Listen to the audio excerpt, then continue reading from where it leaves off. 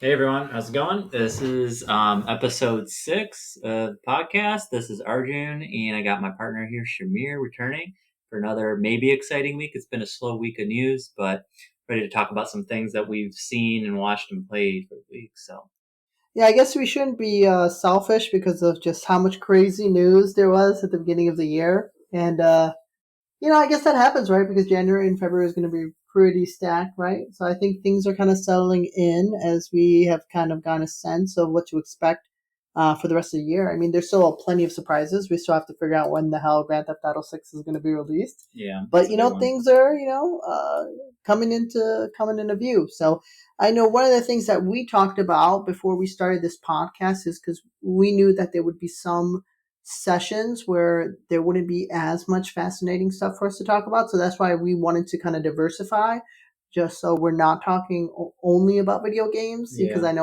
I feel like I've seen some podcasts where it's just they're really video game focused, and when there's no video games, they just try and find like a random topic to like make it a yeah, thing. yeah.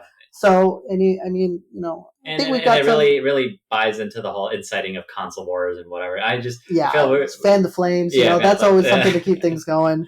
Yeah, and rather, we want to take this opportunity to talk about some things we've just been enjoying, rather regardless of how slow the news week has been. So our goal has never always been to talk about everything up to date and current. It's more of what are we enjoying and what makes us happy. So, Yeah, um, yeah. Like, what do we think is cool? yeah, What do we think is cool? Stuff like that. So, I think what I wanted to start off with, and I think this is probably what you want to start off with too, did not expect to be talking about this now, but the new Death Stranding 2 trailer, and we just actually watched it again, and Arjun couldn't stop talking about how much he loved the freaking song in the that was background. a good song. Yeah, it's funny because I think Kojima just presented was it SWSX or whatever it's called. He had his own panel. He had a 10-minute trailer, really well produced. He's really always involved in that process. He does it himself, all the editing for his trailers. They announced a collector's edition, a deluxe edition, and a standard edition. Collector's edition comes with this really big statue. It's $230. But of course, the biggest complaint I have is that the collector's edition comes with a digital version of the game, which has been pissing Why me is off that of such a late. thing nowadays? I don't Like, know. collectors are the people who are gonna want to get like physical copies of stuff, right? Like, Yeah. why Like, are you making it all digital? and like I get it, you get the biggest cut or biggest piece of the pie by giving a digital version, but it also means I can never then sell a game. Like if I play it and I really just want the statue and all the goodies, but I don't like the game, let me sell the game or trade it to someone. Like don't Yeah, just have it stuck in this weird, yeah, spot. and I feel like that kind of makes it like a higher barrier to entry for some games too, because like if you're spending $50 to $70 on a game and you haven't really tried it, you're just going off of someone else's opinion of it, Yeah, and then you get it and you hate it. Like, you're gonna be pissed off. So I yeah, feel like they're no wonder gamers are so angry. yeah, And two, like, what are you gonna do? You just get screwed like 70, $80, right? Like, at least like with the resale market, you take a $30 loss, yeah. $20 loss, But but you it's get not the some worst money. thing. Yeah. Well, that's the thing. So they're doing pre-orders for this only on the PlayStation Direct store, and it's on March 17th. So again, you're locking me into a pre-order where I might not actually enjoy the game. It might be utter crap. Don't forget the first game that came out was very divisive, and so it's like, Yeah, what am I getting out of this by pre-ordering early? I want the statue, but I don't yeah. know if I Also, want why to buy the can't we game. pre-order today? Yeah, like it's very weird the way they're doing this. You know what I'm That's saying? Like, interesting, but not to get married and all of that. But yeah, and I just think it's so funny that we're talking about this because you know, I think we could speak for both of us, but our impressions off that trailer were, man, that was hype. Like yeah. that was an Well, amazing to trailer. actually talk about the substance of this trailer, interesting stuff. Only because like the music, I think went really well. Like in the background with like what they were trying to portray, like this dire like person. And again, I haven't really played and beat the first game. I just know very small aspects of it. But I do believe like in the first game, it is about Sam Bridges' father, correct? If maybe I'm I mistaken. don't think so. Isn't I thought Matt Mickelson plays his father, I think you're right. Yeah, yeah, I think you're right. Yeah, it's right? kind of complicated. I had to think about it. Okay. So I haven't actually beat the game. I got like halfway through, and I think I got to the maybe it wasn't even halfway. I got to the part where it was really snowy, Okay. and I think then I read somewhere online that like after I made it across America, I had to make it back across America again. And then I On was like, foot?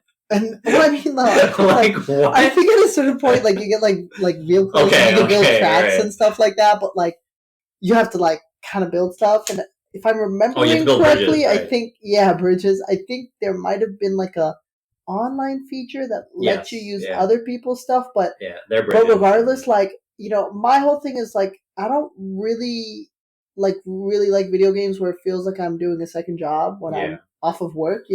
Speaking of, this is totally random, but I was looking for a new game to play, and I was really close to getting Kingdom Come 2 because everyone's raving about it. And then I was like watching a review online, and they said, some days you're gonna play this game, and all you're gonna do really is like move some dirt around, and So plant turn around, some build move some some bridges, potatoes around. And then at that build point, some I was like, no, bridges. I can't do this. I just and that was kind of the one of the problems I had with Hogwarts Legacy too. Like, I had to like Go do to class. classes. I was Yeah. like, I don't want to go to class. Like, I just want to play a goddamn game. I just want to play a game. Like, I don't, like, I don't want to build bridges, bro. so I don't want to like, deliver. See, this is the problem with Death I Stranding don't that I want to deliver have. things. So here's how I first got introduced to Death Stranding. By the way, just a small anecdote. I was going up north in where we live, the state we live in, for this like little outing with my buddies. Someone decided to buy Death Stranding and said, "Hey, let's play it. It looks like a really dumb game, but what else are we gonna do?"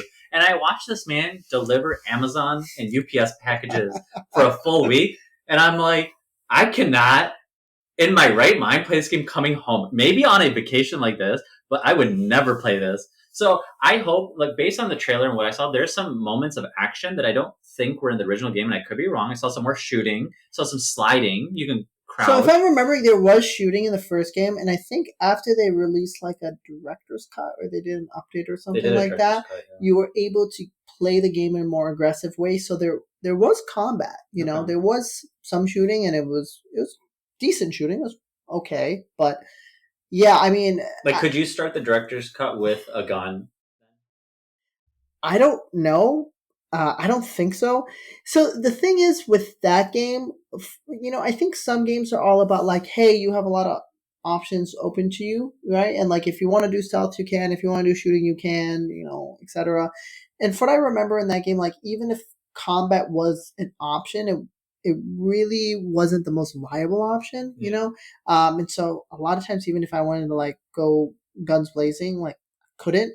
If I remember, like there was kind of like a nerf on like how powerful the gun was, or if it was like a taser at first, and later it took you a while to finally get like a machine gun. So, God, it's been like 5 years since I played this. Okay. But so yeah, I mean, I am all for more combat as well because my thing is, I will say, delivering those packages was a lot more fun than I expected, That's weird. but it was still work. So Yeah. even in its best moments, I was like, oh, this is kind of cool. Like, you have to strategize and know where to put what and, like, be careful about Balance how your you're load. walking, and it affects your balance. And you have to be a little smart about how you're stacking things up. And there's some, like, risk and, benefits and stuff like that.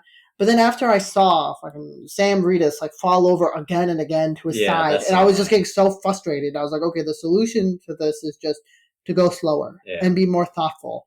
And I was just like, I just want to get to the cool part so I can understand why there's these friggin' BTs. Yeah. Like, what is going on? You just want to understand the story. And then exactly, and then for me, like that's like one of the things that like turns me off of games. Like if I am kind of playing for the story, and it's like I want to get to the interesting beats of the story, but like I have to slog through stuff that I don't find that engaging in the moment, then it's like it kind of. And so for me, like I was having overall, it was a pretty good experience. But then as soon as for whatever reason, like I think I like struggling with this mountain or something, and then I found out I had to go through the country twice, and I was like, no, I'm done. I'm done. I feel like, and I'm curious to know your thoughts here, but here's what I think. It's like, I think this game is going to be very well received. I am a little surprised it's coming out in June. I will say again, the game was very divisive when it came out, but was it a commercial success? Maybe. It sold, I think, 3 to 4 million units, I think, within its first couple of years. So it's not bad by any stretch for a new IP, for a new studio, coming right off the gate. And it looks beautiful. Like, again, the Decima engine, we already know it's great with Horizon, but to kind of expand this game, like the the landscapes, Looks it's insane. very scenic. It looks I was beyond a just doubt. telling you, I was like, this is probably the best kissing animations I've seen in Yeah, a video game. yeah, Like I can yeah, see where legit, you can see where their legit. budget went. But I do think that there's going to be some weird revisionist history here, where they're going to be like, oh yeah, the first game was so good, of course the second one was going to be good too. And I feel like IGN and all these media Oh, I outlets see that so much. are Like going to be like, even with Cyberpunk, like I played Cyberpunk like day one. and it Like, well, wasn't not day like, one. Like I had like I remember getting well, this gaming laptop so I could play it. and on PC it was good. I mean, it was good, but there was challenges. There was issues. Yeah, there was challenges even from the beginning. But I had a good experience. You know, I was like, it's an 8 out of 10 experience for me. Like I had a blast, but I was like, yeah, this is like undercooked. Yeah. You know, but it was still good. Yeah. And then all of a sudden, like all I saw was just massive hate, and I was like, all right, people are hating on this game way more than it definitely deserves. Like this is a solid 8 for me. And then everyone's saying it's like a 4, and then suddenly like Phantom Liberty comes out. And everyone's like, oh my god. Phantom Liberty is good to me. It was like an 8.5, like maybe 8.8. Like, you know, it wasn't like super high up on my list of 2023 games, but it was really good. It was definitely a lot better than the original, and I feel like finally they delivered. But again, I was like, wow, everyone's talking about this like this is a 10. And okay, fine. I can understand. We get caught up in the moment. But like, this is so random. But just now I was listening to like that Cyberpunk like YouTube ending video. I don't know if you know what I'm talking about. Forgive me for letting you down or whatever like that. Yeah. And I was like, man, it sounds so good. Oh, it's such a good vibe. I was like reading the comments and everyone was like, oh man, CD Projekt Red never misses. Like Cyberpunk's amazing. What you know for Cyberpunk is gonna be like amazing storytelling. And I'm just like, guys, like, did we all forget about how the anime saved this video game? Yeah, which is so weird because and I want to compare the two now because you bring up a good point here. So again, Death Stranding didn't sell like amazing bonker numbers, and it was probably a success for that studio because it was very small and they worked in collaboration with Guerrilla Games, right? With Cyberpunk, as much shit as it got, because let's just put it up like face front here. Current gen consoles at the time, which were Xbox One and PS4, were trash. They definitely were. Oh my god! But the game they had to give a refund, didn't they? Because they were so trash. Yeah, it was so trash. But the game itself, they just announced this past year, sold 30 million units. Oh my god! Compared to 4 million, and the expansion, the Phantom Liberty expansion, sold 3 to 4 million. You know, I'd be really curious, but I wonder if it sold better than Witcher 3. It's very close. So Witcher sold 50 million. Witcher 3. Oh my god!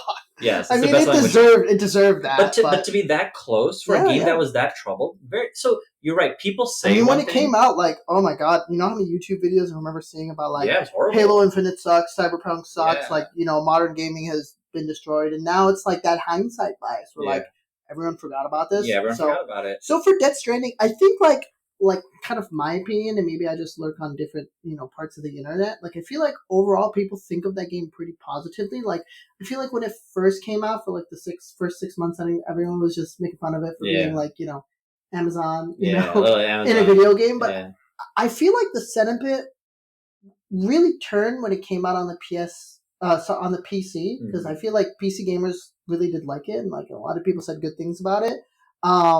I feel like the update that they released, like the director's cut, like that also like won a lot of people over. So I think most people probably remember it like pretty fondly and positively. For me, I mean, I'm kind of on the fence. You know, I remember getting really hyped for that game, and I was disappointed. And I kind of feel the same way about the Death Stranding 2 trailer. Like, man, after I saw that, I was like, man, this is one of the best trailers I've seen in a very long time. I mean, this is like, you know, this is that bleeding edge between like video games and movies, and where you see like video games even surpassing movies and television. Like it just seems so interactive. It seems so engaging. Like the characters seem like really fleshed out, like multifaceted, you know. Yeah. And then there's like, you know, really strange things that make you curious, but just enough that like, you know, make you want to know more. And then like crazy action. So I was like, man, this looks freaking epic. But then I remembered, oh man, when I was playing the game, I had no idea what was going on. Yeah. And so that was annoying. And I feel like sometimes with Kojima games, as much as he's just a, you know, revolutionary and he just, you know, really has just crazy ideas, like it can be difficult to get through those games when you have no idea what's going on. Think about Metal Gear Solid. It took him like 7 games to like, and it's hard to tie the story all together, but it took him so many games just to make sense of a plot that he came up with. And it's like, it shouldn't have to take me that many games to make sense of a story, you know? Yeah. That's when I start to not enjoy. But, you know, I think, like, for a certain population, like that's the appeal. Like for instance, like people who love Elden Ring lore, like when you feel like you have to digest the lore yourself, like you feel like more involved Sure. in it, and then you're like, oh no, like I have like an understanding or a mastery of this because I'm like really involved and I try to like think it out and things like that. And I feel like people really get into that stuff and like kudos for you. But for me, like at least the motto, and I was just sharing this with you before, like with my writing, like I remember I used to be super flowery, like, you know, and I, whenever I was writing my prose and I used to try and like win people over just by like how smooth everything sounded. And then I realized like that was coming from an insecurity because I felt like a fraud, you know? And if people read what I was reading and they were like, oh man, this sounds awesome, you know, then, you know, I'm a good writer. And then I remember reading a book from Stephen King called You Are a Writer, and you know he's so successful, and he was talking about like how do you edit, like you know what's good writing, and it was like just write it in the simplest way, you know, you don't have to make it complicated, just the simplest way, you know. And so, you know, of course, there's not a one for one there because, like, obviously, I'm talking about like story writing, and you know, this is like you know, a grand, you know, video game, and there's so many moving elements, right? Like, but it, you know, the thing is, like, if I feel like if your story is too obtuse, you know, then that can kind of be a deficit, and at least to me, like, that normally doesn't jive with me the most. Like, I'd rather have something that's a little easier to digest. I will say though, the actual story of Death Stranding and the concepts of it are really freaking cool. Like, Yeah, and again, I definitely want to catch up to the story. I don't think I'm going to play the first one. I don't think I'm going to go back and beat it. It just doesn't look as appealing, even with the director's cut. do you mind if I like ruin a little bit for you? No, you go ahead. I mean, I don't mind. I'll still play it regardless one day in the future, just not now. But So, you know, probably for people who have played Death Stranding, maybe they'll make fun of me because I'm getting this off of a YouTube video that I saw like a few days ago, and it was like a quick summary. But what I thought was really fascinating is it was talking about like the like idea of like an extinction event, and like the like five little things that you see floating in the image, like those are beings that represent like the five extinction events that have already happened, and now like the sixth one is happening, and like the sixth one is like his mother, who's also kind of his sister. It's like this like weird, complicated thing. I just can't explain it. whoa, You know, whoa, it's like it's not this like weird like step thing or anything. It's like this like weird metaphysical like so the she might. soul is splitting into like Well, so what is different it? beings. So like she what once existed when he was born, but then like what do you mean like Dude, how? I can't even explain it. I think it was literally like a soul splitting type of thing. Okay. But anyways, Well, how did she exist when he was born? And then how did she now exist no, while I have no to idea. be a sister? Like yeah, I have okay. no idea. But I thought that was fascinating, like the concept of like, you know, an extinction event actually like being physically materialized and like an extinction being. I thought that was super cool idea. And then the whole idea of like the BTs are beach things. And so like the beach represents, I guess, the afterlife. So really what's happening is things from the afterlife are encroaching on the real world. And that's what's causing the disastrous events and things like that. And so, like, the whole idea is like babies, you know, because they're on the cusp of, you know, coming into life from death, right? This is at least how I understand it. Like, that's why they're so heavily featured in the game, and that's why they're used, right? Because they're kind of on that cusp. So they're able to, like, grant abilities and things like that. And I guess, like, the main character's, like, uniqueness is, like, you can, like, okay, there's, like, different levels to, like, this stuff. And like if you're a high enough level, you can like go to the beach, but then leave the beach, so you can like go to the afterlife and leave the afterlife. So it's like really complicated stuff. But like the stuff I thought was really fascinating was like the idea of like an extinction event being, and then also just the concept of the beach being like the afterlife, but you know how things from the afterlife are, you know, encroaching on the world, right? And usually like I think of it like from my Western lens of like evil spirits and Yeah. demons and things like Supernatural. that, and supernatural, and like I think of like purgatory and like Yeah, a fiery purgatory. hell, Yeah. and those are the images. But I was like, man, that's like such a unique and interesting twist that like it's a beach. Yeah. You know? Well, so that's funny you say this now because I didn't realize BT stood for beach things. So this title makes a little more sense. On the beach, so it's still about the afterlife. Yeah, I guess. I guess. Like interest. So I like maybe the title like now. the Death Stranding like lore heads are like laughing at us right now, but I was thinking the same thing. Like, I didn't when I saw like Death Stranding 2 on the beach, I was like, what is this, like Final Fantasy 7 Yeah, Rebirth? like yeah. And they're like going to the beach and you're gonna wear like on the bikinis beach. and Yeah. like stuff. Yeah, it didn't make sense to me, you know. So I'll be honest with you, like I feel stupid now, but And then I thought it was the dumbest title ever, and now in hindsight, it I was makes like, sense. oh, Yeah. okay. So maybe they're playing more off of that And aspect. then in that way, like I really have to hand it to Kojima. Like, I always said, like, if anyone can like have these like unique ideas, I'm like, man, how did you come up with that? And that inspires me to look at things differently. Like, that's like the highest level of art. Yeah, because it gets your brain engaged. Yeah, it gets me engaged, and like it makes me wonder why. And like, if any form of media can do that, like top praise. So like, I got to give it up to Kojima. Like, man, how did you even come up with these ideas? Well, so there's a and then like thing. rain that ages you, like that's such an interesting idea. That was interesting. I do remember seeing that from the original trailers, but see, he had to find a fine balance because that game came out 3 to 4 years after the studio's created, and he probably spent a majority of the time creating the story. At the same time, he needed help to create actual gameplay, and they didn't have enough developers. So I can't give him so much shit in the first game because something was going to fall, one or the other, and it was the story that rose probably in the game, and it's the gameplay that faltered, right?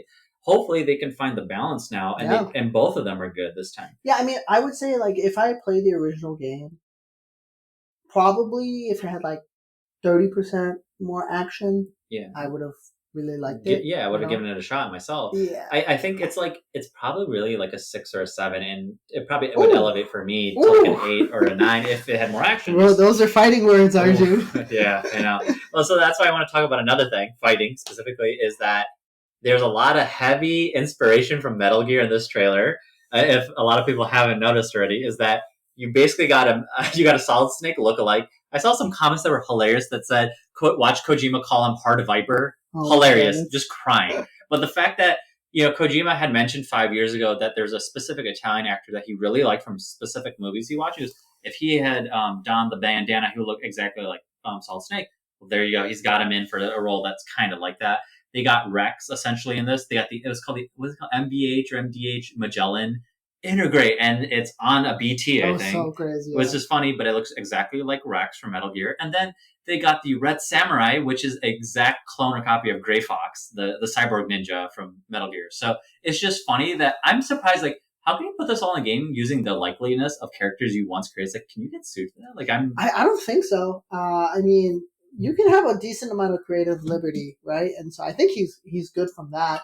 And I guess like kind of the thought I had when you were saying that. I mean, at least we know Kojima doesn't have ghostwriters who came up with everything. That's true. Obviously, it's him because like even in my own writing, and I noticed this. Like I read a lot of Brandon Sanderson, right? And like you'll notice like after you like write a certain amount, like you really have similar trends. And I'm like writing some other stories. I'm like, man, like I'm really kind of obsessed with like the same kind of concepts, right? And then like my characters are different, right? But sometimes they're like similar shades of each other, right? Like maybe 20% different, or and a lot of times it ends up being like the environment is like what makes my character unique, because like for some reason I gravitate to certain archetypes, I gravitate to certain like character arcs and things like that. So and I feel like for Kojima, he just friggin' loves robots. And he friggin' loves war that never ends. Yeah, never. So that's another interesting thing here, because there's this interesting connection to the first game. So again, if you look at the trailer at the very end, this guy that looks like Solid Snake, I think his name is Neil in the game. Can't remember. He also has the ability, just like Matt Mikkelsen's had, he had the ability to use the strands to control multiple people that have these weird skeleton faces. So the question is he a younger version of Cliff in this game? So weird. And I think Hideo already mentioned that like Cliff's story in the first game ends there. So it's like if that's not a younger version of Cliff, who is he and how is he related to all of them? Is he like a brother, an uncle? Crazy, wacky stuff. I'm just thinking about this. Like, what would it be like if Hideo Kojima made a movie for Hollywood? So they were in, I think, plans for him to make and direct the Metal Gear Solid movie at the time, but then it kind of. I mean, that's kind of something, but like original story. Oh, I think he could easily knock it out of the park. Like he Like, can what make would that it. even be like, dude? That'd be so interesting. Like, how does that not happen? Like, you would think every corporate Hollywood executive who is literally just rehashing the same Yeah. nonsense again and again would be like, look at this guy. We So, gotta get this guy. so I'm glad you brought this up because I follow Hideo on Twitter, and the one thing he does is he watches a ton of films. He's really into cinematography, directing, films, actors. He really loves that medium, and he's always talking about every film, no matter whether it's Marvel, anything. And he talks about all these succinct points about like, here's the reason why I love this movie, and here's the reasons why I don't. And on top of loving films, he also loves working with different actors. So you can tell, again, in this game specifically, he hired a bunch of famous actors because he loved the movies and shows that they've been in. And then similarly, like, what's his name? You know, Key and Peele. What's the one guy that's the Yeah. I thought it was Keel. Keel, Was it sorry. not? Yeah. Yeah, he is working now with Hideo on a new project, and I don't know if it's a show or a movie, but it's going to be coming out sometime in the future. They're working on some project together. Wait, is that OD? That's not OD. No, I don't think they're doing OD together. They're doing something new, I think. So it's like it's interesting. He really is in the industry a little bit, but like he's starting to become more popular. And I wouldn't be surprised if he eventually makes his own film. So just curious, right? So you've seen a lot of his takes on like different movies and TV shows and things like that. Do you find yourself agreeing with him a lot, or not so much? I would say I find myself not realizing that like the points that he brings up is stuff that I wouldn't think about. And it's like he kind of thinks of it at a higher level than I'm like, wow, I just would have not gone that deep on a movie that I like. Sometimes he'll bring up stuff. He's an intellectual. He's a very he's an intellectual for sure. It's like that's why like I'm not surprised that the way he writes the stories in games, they are complex. He thinks a lot about it. Yeah, he thinks a lot about it. They might not be the best. He kind of like reminds me of Christopher Nolan in some ways. Yeah. Like he's really thoughtful about those things. I mean, this is just my personal take. Like I just feel like there's a lot going on in the original Death Stranding, and maybe if like you use 70% of those ideas instead of 100% of those ideas, it might have been easier to digest. Yeah, sure. Because there's like a lot, the idea of both like rain that ages you and also like beach things, like that's like that can be totally two different like stories. Exactly. They can be totally different movies, but he found a way to blend them in together. He makes it work. He really does, and that's kind of amazing. But like, it can be a lot, Well, you look back at Metal Gear, and all the cutscenes are so long that they equate to multiple films, right? And I don't know how many hours worth of cutscenes were in Death Stranding 1, but I can only assume there's going to be like 10 plus hours in this. Most games barely have 4 hours of cutscene. Yeah. That's like the average time. I remember looking this up. His game will probably have 10 or 15 hours just of cutscenes alone. Yeah. Remember there was a cutscene in Metal Gear Solid 4 that went on for an hour and a half. Straight. Yeah, I remember we were talking about straight. that. I'm like, bro, I can't watch this. I mean, for me, like, I actually haven't really hated that. Like, I've actually been okay with that. I just think it's also kind of fascinating that people crucified, like, my darling, Order 86 because it had too many cutscenes and QTEs. And I feel like that game was 80% Metal Gear Solid gets a pass for an hour and a half. Well, let's be honest. That game was only 6 hours. You had 80% of it cutscenes. And then okay, that's fine. Okay, I'll give you that. It was probably also like, if you have like a 50-hour game and you have 10 hours of, you know what I'm saying? 20 hours, that's still. But it's still, But then again, if the gameplay is then padded to only do one single action, then you have a problem there too. So I agree. It's just, I liked 1886 because the story was so fascinating. It should have been a movie. Oh, yeah. But instead, you know what Sony does? They make a movie on Until Dawn. Like, what are you doing, bro? I know. Actually, I never even thought about that. But for some of the IP that Sony seems like they canceled, they're not really doing anything with. If they own the IP, why don't they make a movie? Yeah. Days Gone. Order 1886. Resistance. Like Killzone. You can if you're not doing anything with games with them, aren't you? And then if people love the movie, maybe they're more likely to want to buy a game. And I mean, look at what happened with Uncharted. The reason why people watch that movie is because they like playing the game. So it actually, yes, there was synergy there that benefited them, even though the movie was ass with Tom Holland and Mark Wahlberg. Don't get me wrong, it was ass, but like there was synergy. They made a lot of money. And look, you now come with an Until Dawn remaster. Did horrible. They just closed the studio down, and now they're still releasing. Wait, seriously? Yeah, and basically, as of last week, most of the people were let go. They didn't officially announce the closure, but they let go of most of the developers. Oh my god! And the movie comes out in a couple of weeks. It looks interesting, by the way. I've seen the trailer. It looks fascinating because they're changing up the story in the movie. Well, I didn't realize it was right around the corner. Yeah, it's coming out. And so they added a new twist to the movie that isn't in the game. So I don't want to ruin it. So people should just go out and watch it, support it. I wonder.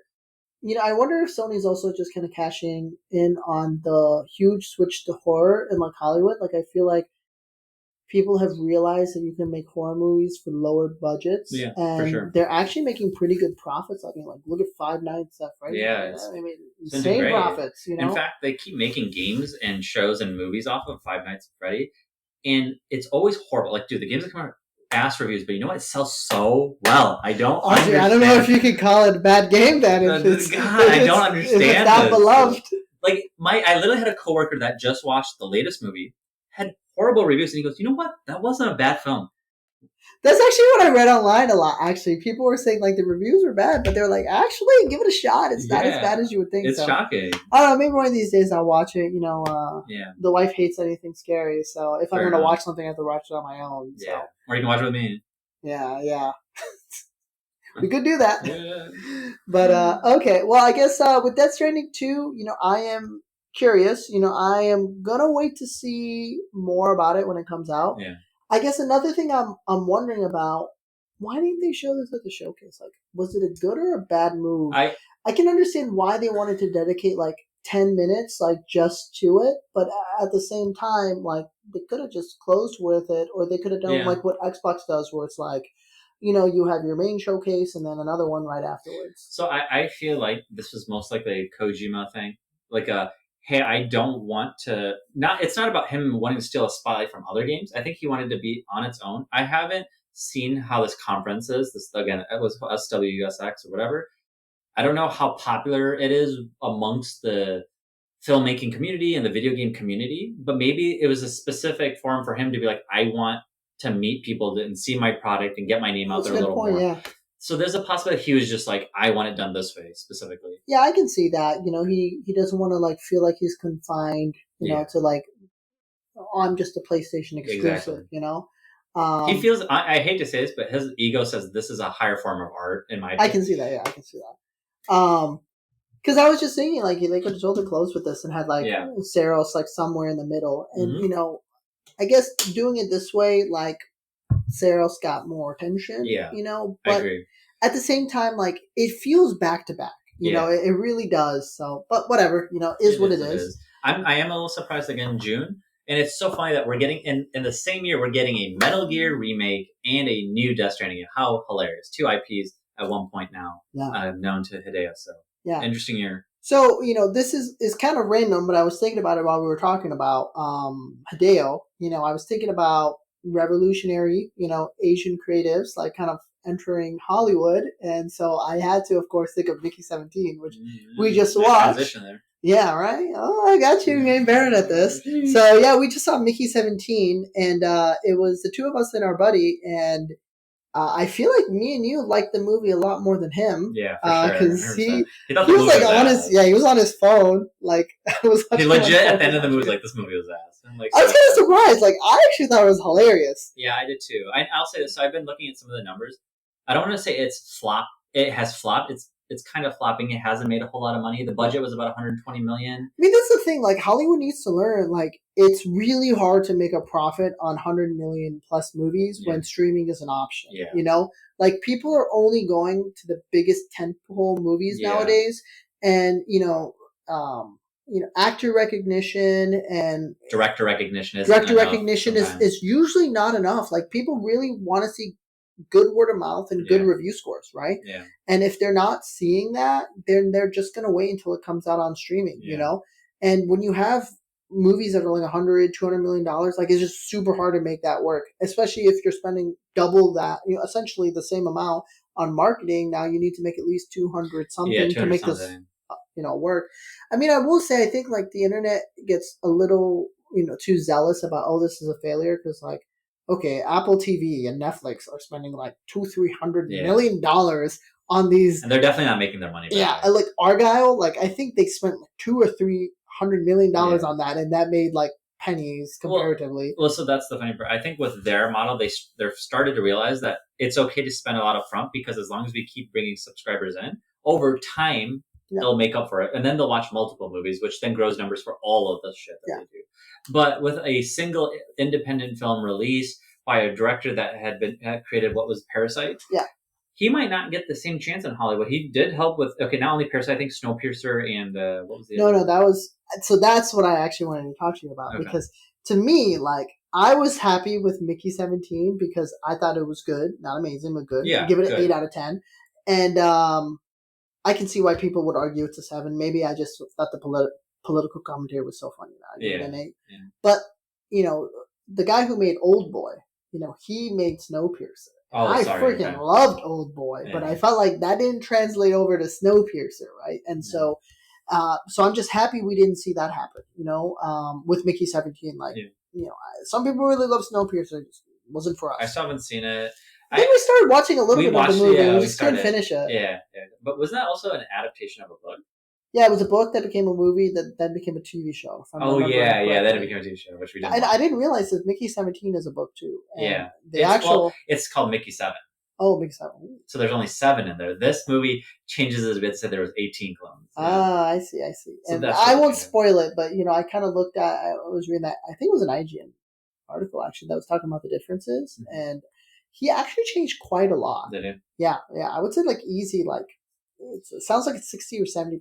The same. They released an article that said that, like, I guess in the book, the clone. Spoilers. Sorry, spoilers. I mean, I think it's like the front page title of like it was a front page title. The IGN article, so it's not the biggest spoilers. Something about controlling the entire planet, or like I forget what it said. The clone like basically takes over the planet. Yeah, something. It was like okay. So, I mean, for me, I think it did drag a little bit in the end. Like, the political commentary and the satire was funny, but at a certain point I was like, okay, like I get the satire. Like, you're just like kind of beating a dead horse. And, like, I agree with that. The pacing got really slow, like in the second half of the movie, where I was like, okay, like there was a lot of tension because you were like, oh my God, like what's going to happen? What if they're seen together? Yeah. And then they kind of dropped the ball there. And then again, a little bit of spoilers, not too much, but that's like the tension that keeps the movie going. But then after that tension dissipates, then you're just left with a lot of satire, which you've been getting the whole movie. So that's why I felt like it kind of lost steam for a bit. Yeah, it lost steam. And for me, I thought the ending delivered. I think like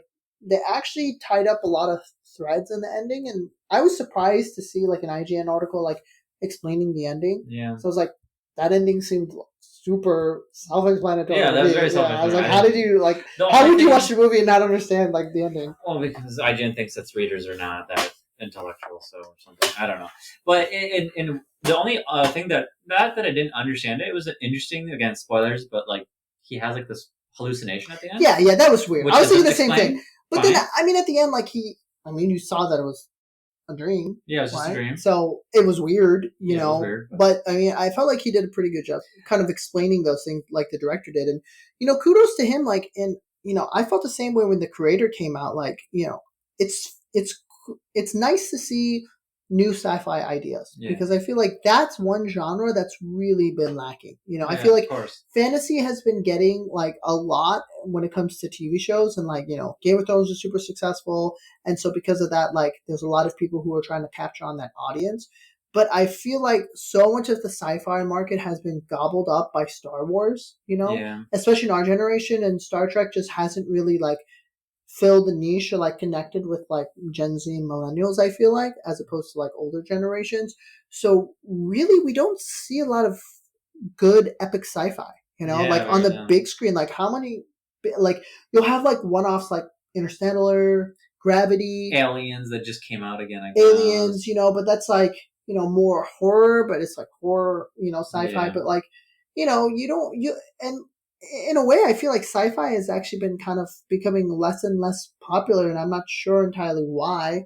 Because, I mean, remember when we were growing up, we had, like, Mass Effect, that was a banger. Like, we had so many, like, huge, like, sci-fi things. Like, I felt like there was always a big sci-fi game, Resistance, Killzone. Like, the sci-fi shooter was, like, the thing. It was the thing. I think Halo. It's very weird. I don't understand why it's so sparse now. And, again, I think from a filmmaking perspective, it's harder. The budget kind of blows up because they need to do a lot of CGI. As soon as you go to sci-fi, like if you want to make it look realistic, you're spending a lot of money in that. I think that's also, like you really have to kind of. Yeah, but if you ground it, especially on planet Earth or some similar planet, you go, hey, this is a comedy. You're spending a fifth of the budget and you don't really.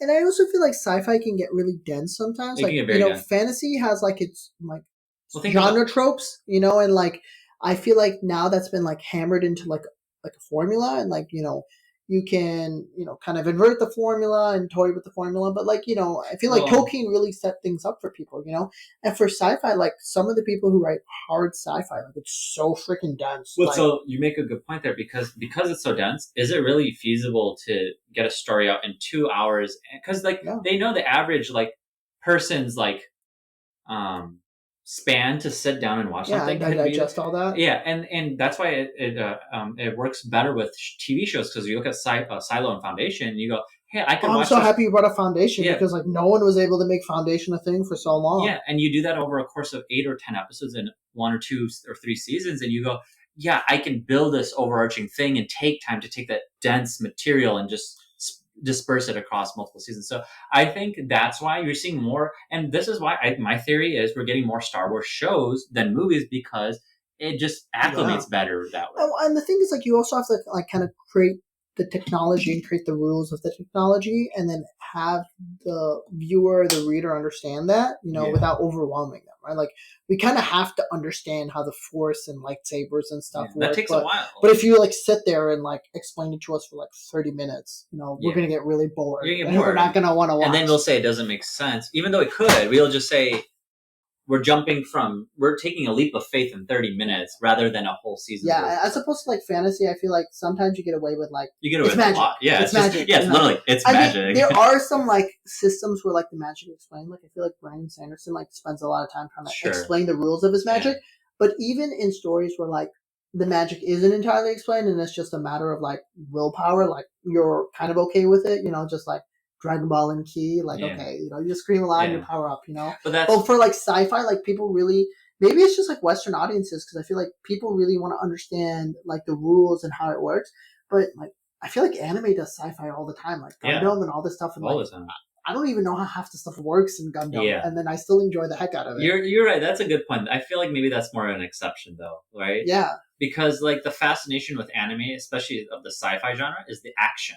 So then when they don't explain it, it's okay because if you're getting good action and good peak like fights, you go, I can put that aside. But with someone like Brandon Sanderson, his stuff, because of the way he explains it, it fits well towards a book because it's a 1,000-page book, and you go, okay, I'm yeah. spending time to read 1,000 to understand how the rules of or the laws work within his story, right? So or his world.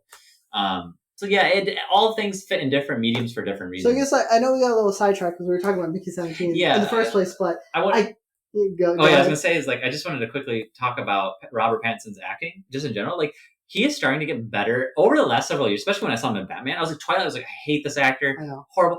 See him now in Batman, and then this. He has a Well, good I have to range. give Christopher Nolan props because I think and I feel like a lot of times this doesn't work out for actors, but it really worked out for him. Like after Twilight, he decided to do that like one really niche black and white Yeah, that movie. indie film. Oh, I forgot what it was called. Yeah. And he really got to just focus on his acting chops, and in a way, like that kind of like reset the narrative around him, and it kind of like he was like not necessarily just a Twilight guy, Yeah. And then we got him in all those movies from Christopher Nolan, and we started seeing him in different roles, and like now he just continues to evolve. And I Oh know yeah, Tenet and all. and I know we've like talked about like people getting pigeonholed, like and sometimes like Tom Holland, like as Spider Man. He's yeah, pigeonholed as Spider Man. yeah, and then the one I was thinking about is like Harry Potter. Or Like yeah, I feel like all Daniel the people Radcliffe. from Daniel Radcliffe, like he's tried to do other stuff, but it's like hard to see him as like anything else, or like Yeah. Luke Skywalker, hard to see him as anything Yeah. else. But Though I would argue Lucas more. He was the one that succeeded because he became the voice of Joker, and he true, does. true. But still, Still, it's like the voice as opposed to yeah.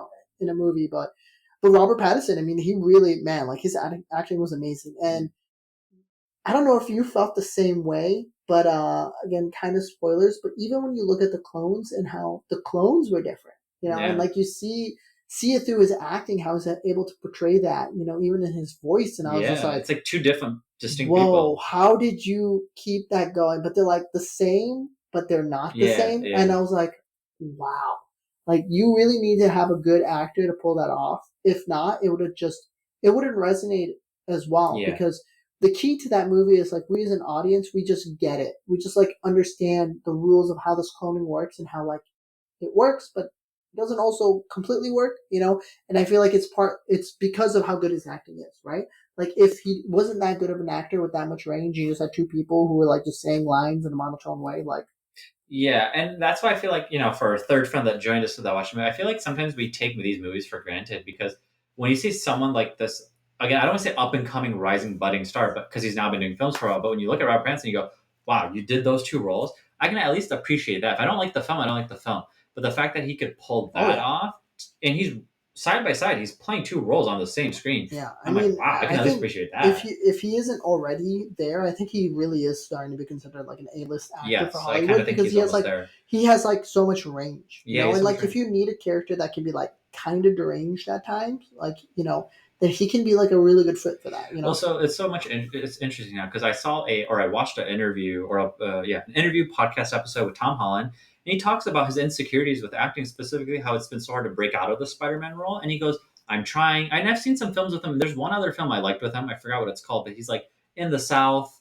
Oh yeah, It's yeah, that yeah. That was on Netflix. that was enough. We watched Yeah, it, yeah, right? yeah. I like that, but besides that, he's been struggling so hard, and I'm he's trying to like remember what else he's done. he's Like, done quite a few other films. Like he was like there's a film where he's like in the army, and there's another film with like I forgot what, but basically what I look at from what I've heard from him, he wants to continue doing Spider-Man, but he thinks it's hurting his legacy to a certain degree. He's also yeah, signed on for a ton of films, and he has to now because it has to be part of Avengers and all this stuff. But at the same time, like I can understand why he's trying to be selective. Like you want to pick a role, like Robert Pattinson and Leonardo DiCaprio did the same thing. They go, we're very selective with the films we take because every film we do, we want to be recognized as someone great. So Leonardo specifically, everyone thinks he's amazing, but imagine if he kept taking the bag of oh yeah. money and he did half I films feel were like he shit and plays half like the films were. same essential character in each story. Yeah, I mean, okay, I'm exaggerating, but yeah, like he always has like a charisma to him. he has a Like his charisma. Yeah. character always has to be charismatic to some Yes, degree. yes, and I was just rewatching a scene from Django the other day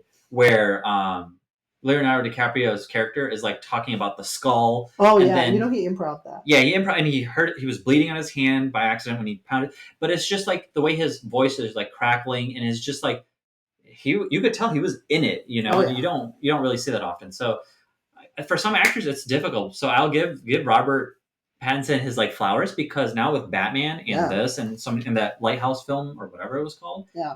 I mean, I want to see him. I want to see him more. personally, I think Tom Holland has the acting chops. Like, I really do think like Yeah, if he had different roles, like, and he found roles I'll that give you work for that. him, like I think really he could make it happen.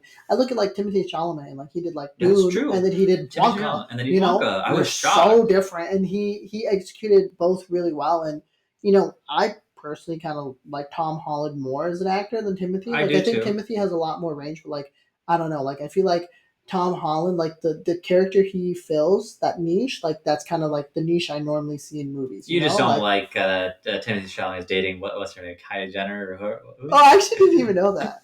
I just know that there's like that weird triangle people talk about between like him and Zendaya and whatever. So Well, he's dating Kylie now, so he's getting.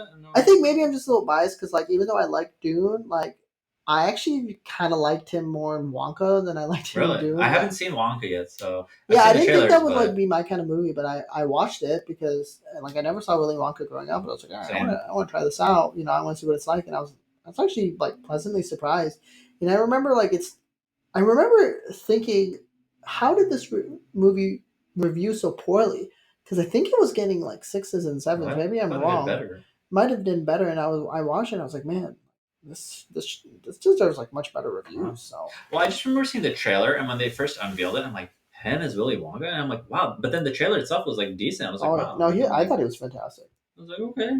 Yeah, so it's a conundrum, but I liked Mickey 17. Would I rewatch it? Maybe not, but Yeah, I I haven't just think rewatched it. I think it's worth watching once just to see the acting of Robert Yeah. Pattinson. For that, Oh, it's worth definitely. it. Yeah. So, catching up on some other stuff, if it's cool with you. So, in terms of games we've been playing, anything you've been playing? So I'm still playing Ninja Gaiden Black 2. How far are you now? I'm on chapter 6. I got to the city with the werewolves or whatever they are. Oh, that's pretty epic. That's pretty Okay. epic. You haven't gotten to the end of it, right? No, I just started it. Oh man, So wait till you get to the boss fight for that. I think okay. that boss fight was probably Yeah, my favorite. they introduced the boss in the beginning cutscene. He looks Yeah, you get to crazy. fight him. Okay, so that It's looks a good. pretty epic battle. Okay, So that you looks got that fun. to look forward to. And then I haven't been playing anything other than that. Like I've been going really slow Ninja Gaiden. I know it's a very short game, and it's taking me a while to slog through. it's weird. I have this like not a like love hate relationship with it. It's just that I enjoy the game, but I'm not addicted to it. Which weapon are you using? I'm just curious. Honestly, I've been using the spear. It's so The spear is really broken. good. Yeah. It's so broken. You're talking about the lunar staff, right? Yeah, I think that's the lunar staff. The one Yeah, that like he kind of twirls around and yeah, just like yeah, yeah. destroys It's everyone. broken. Yeah, It's the yeah. best weapon by It's far. amazing that like you get it so early on. Yeah, I think I primarily use that, and I use the great sword, which you get, yeah. I just got and that. I like that one. And when I first played it way back in the day, I actually used the scythe a lot, which you're going to get Yeah. pretty Okay. soon. But yeah, I don't know. I really just love the staff and What this what great sword. what ninjutsu are you using? I didn't even really use them that much. I felt like the aiming was kind of crappy, so So I used a fire and then like a void one. okay. So the one I'm using is really broken. It's the one where he summons all the firebirds around him, Oh yeah, and then no one can touch and you. no one can touch it. And you upgrade that bitch, literally invincible for like Okay, 15 so you're seconds. smarter than me because I didn't realize you could how to upgrade the Okay. magic until like 80% of the way through the Oh my game, god! No and then wonder. I was like, oh no wonder this magic sucks. Well, I keep getting these scrolls. I didn't know where they were going. I didn't check my Yeah, inventory, oh my god! Of and then it's like course. you have to click on it to like Yes. activate it. I Yeah. didn't put two and two together. Yeah. I hate the original ninja art you get with just the fire. The fireballs are And so then you have to horrible. like try and Yeah, aim you're it. like, And you can't even see well because the camera yeah. is so old But with school. the bird, dude, literally any demon that comes at me, You I can't just even touch activate it. it. I'm literally just stand there And and then it you kills just them. spam Yeah, and I'm them. like, Like, dude, dude, yeah. dude. So that's about it. That's all I'm playing right now. Okay. I have bought some really old school Pokemon games for the DS that were really expensive on eBay, but I wanted to have them. I got Pokemon Mystery Dungeon, Explorers of Sky. So that's like one of the more rare ones. And then I got Huh. Pokemon Conquest for the DS as well. Wait, so you still have your DS? I still have my DS. I found it. I found it in one of my Man, very old boxes. how much is that worth Oh my nowadays? god, hundreds of dollars. Dude, a used DS, 3DS on eBay is more than the Nintendo Switch, brand Man, new. what is life right now? So you're telling me that me holding on to my Wii U may one day actually Oh work out in my yeah. favor? Keep Because that I'm motherfucker. still keeping that. Keep it. Dude, I literally bought these two used Pokemon games. Both were like $170 each. Used. Arjun, there's something wrong with you. There is something wrong with it. But I'm like, dude, like, I'm just like, okay, I'm going to keep these forever You're a now. true collector. I mean, I guess I can't hate too much because of how much I spent on my anime Blu-rays, Right. but man. I just like I caved in because as years go on, the prices just keep going up. They're inflated, and I'm like, I don't want Especially to with wait. Pokemon, man, I Yeah, feel like that it's almost become its own currency, like Pokemon cards yeah, forever, right? Like yeah. it's crazy. Like it is kind of becoming an investment because I think for other franchises, you're not sure if they're always going to be popular, but I Right. feel like Pokemon has achieved the status where it's like evergreen. Like Yes. you know that Charizard is still going to be a thing Yes. 10 or 20 or 30 years from now. Well, so speaking of this, two things. One is on, and I want to talk about this a little bit of Pokemon Day, but during the video, or I think afterwards, there was an interview that came out from the Pokemon CEO, and he goes, "We think this brand is so popular that we think 50 to 100 years from now it'll still be relevant." And I think so. I found that, yeah, very interesting. You said that because I agree. And then the second thing is that the TCG market is so messed up right now that you cannot find a literal pack of cards at any store now.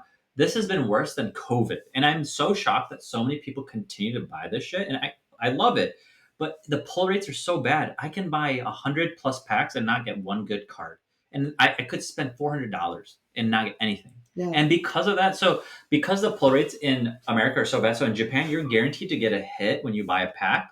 So it's not as bad, but in America it's like true gambling. Like you're literally gambling hundreds of dollars hoping to get something good, and you might not get anything. Oh my On god, that's top crazy. on top of this, to add to all of it, I feel like, and I hate to say this because I'm probably saying something really stupid. I think the Pokemon Company and Game Freak is very selfish because they have not released any of the old games through Virtual Console, and because of that, I have to buy a used DS game that's 10 to 15 years old. That's three times the Oh, they're markup, probably totally doing that on and purpose they're doing it on because they purpose. know scarcity, drives up demand, and then Yes. that makes it like drives up the momentum and Yeah. everything. And they're cashing in on it. Yeah, nostalgia, all this stuff, and I'm like, if I'm gonna be willing to buy these old DS games, yes, of course I'm gonna buy your new games too because now I feel like I want to collect them all. So No, sometimes I think about it, and I really do feel like Pokemon is the most successful like pop culture phenomenon of all time. yeah, Because the only thing else I can think that's reached that level of saturation is Disney. yeah, And like of course like Mickey Mouse is like so beloved, but the thing is you don't feel that same continuum between all the like the Disney stories, right? Because they're all kind of self-contained, right? Like yeah, Moana versus like Frozen versus like Mickey Mouse. You know, Yeah. like they all kind of seem like they're separate entities, but like every generation of Pokemon builds upon Yeah, it itself, always right? builds upon itself. And also like Pokemon is it's kind of addictive, you Yeah, know, it is. and Disney is not necessarily addictive in the same way. Like Yeah.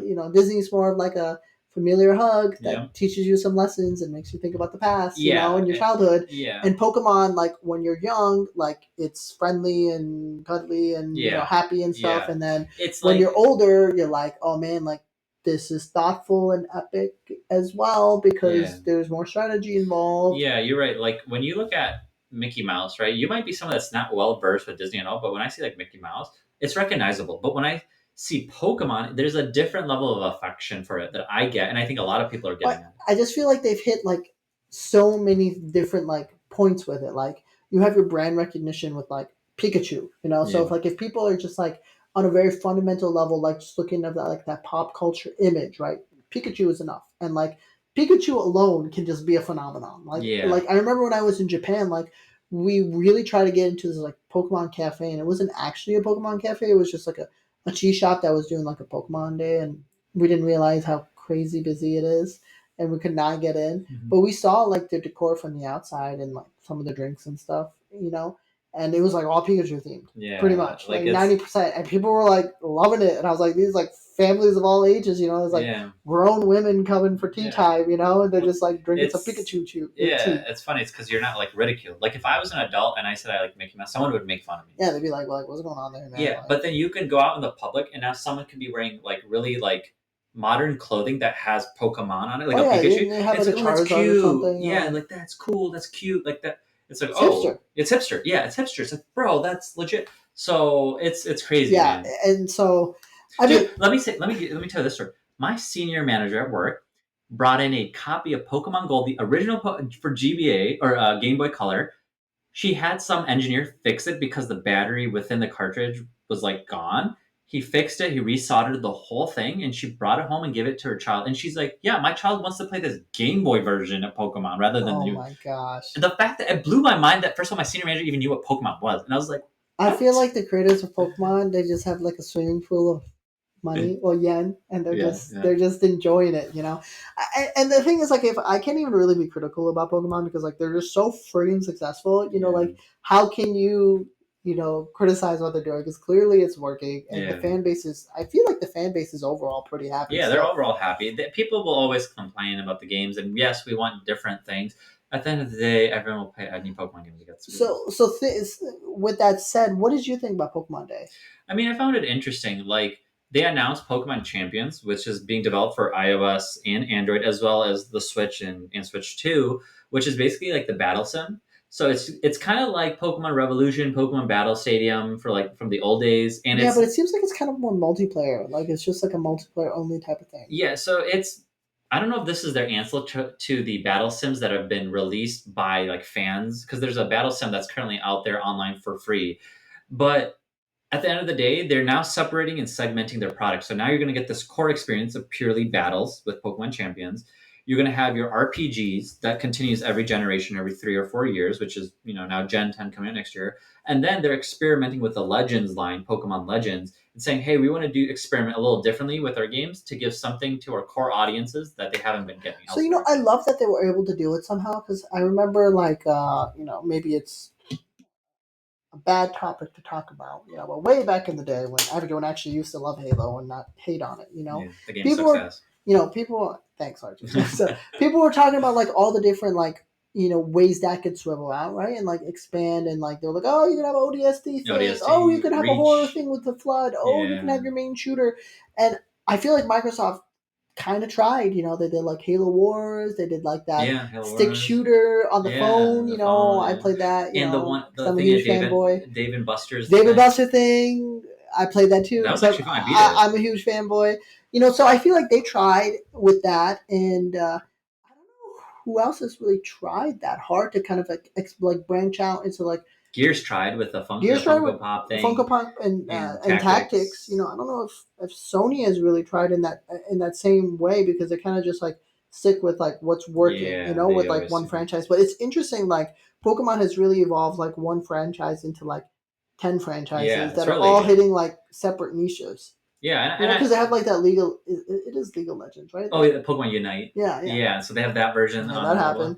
So it's yeah, you're right, and I don't know, they find so much success. So back to They your had point. like they had that was it Pokken tournament? Pocket Turn, yeah, made Yeah, by the people who made Tekken. yeah. So like that was successful. It's actually very expensive right now. It's hard to find. So that's so funny you say that. And like when I go back to what they announced at Pokemon Day, so I was okay happy with it. I don't know how much I'm gonna really play a Pokemon Champions, but then they announced Pokemon Legends ZA again, and they showed off a trailer, a 4 to 6 minute trailer of gameplay. And the one thing I found interesting is they're actually changing a lot of the gameplay from Pokemon Legends Arceus. So now it's real time action. So when you're attacking, you can dodge moves, you can move around your Pokemon, you can then attack. Hmm, So it's very strategic in that sense. I don't know how well it's gonna work, that's but interesting. I was like surprised. So that gameplay was it on the Switch or Switch Two? We don't know, and that's the weird thing. If that was the so here's my conundrum. Okay, if that was the Switch, then how is it running as smoothly as it is? Because I Yeah, expect way more frame rate drops. And if yeah. that's the Switch 2, how does it not look better? That's so yeah. So you're right. It's like somewhere in the So it's middle. somewhere in the middle. It feels Yeah, like Generation 1.5.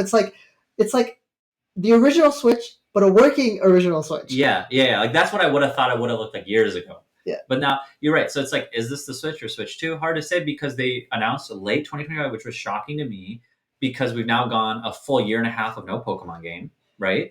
And on top of this, the weird thing is, again, they didn't say, hey, this is launching on the family of Nintendo Switch system. So we have a direct coming up in two Yeah, I guess weeks. we'll get more answers. Like, what if it's just like a Switch 2 exclusive? Like, Yeah, and I wouldn't be but shocked. they would lose so much money on They that, though. would, they would. But maybe this goes the Breath of the Wild route, and they say it's cross gen potentially, Yeah. which is what they did with But like Wii. it just doesn't run well on the old gen, so Yeah, everyone upgrades, you know.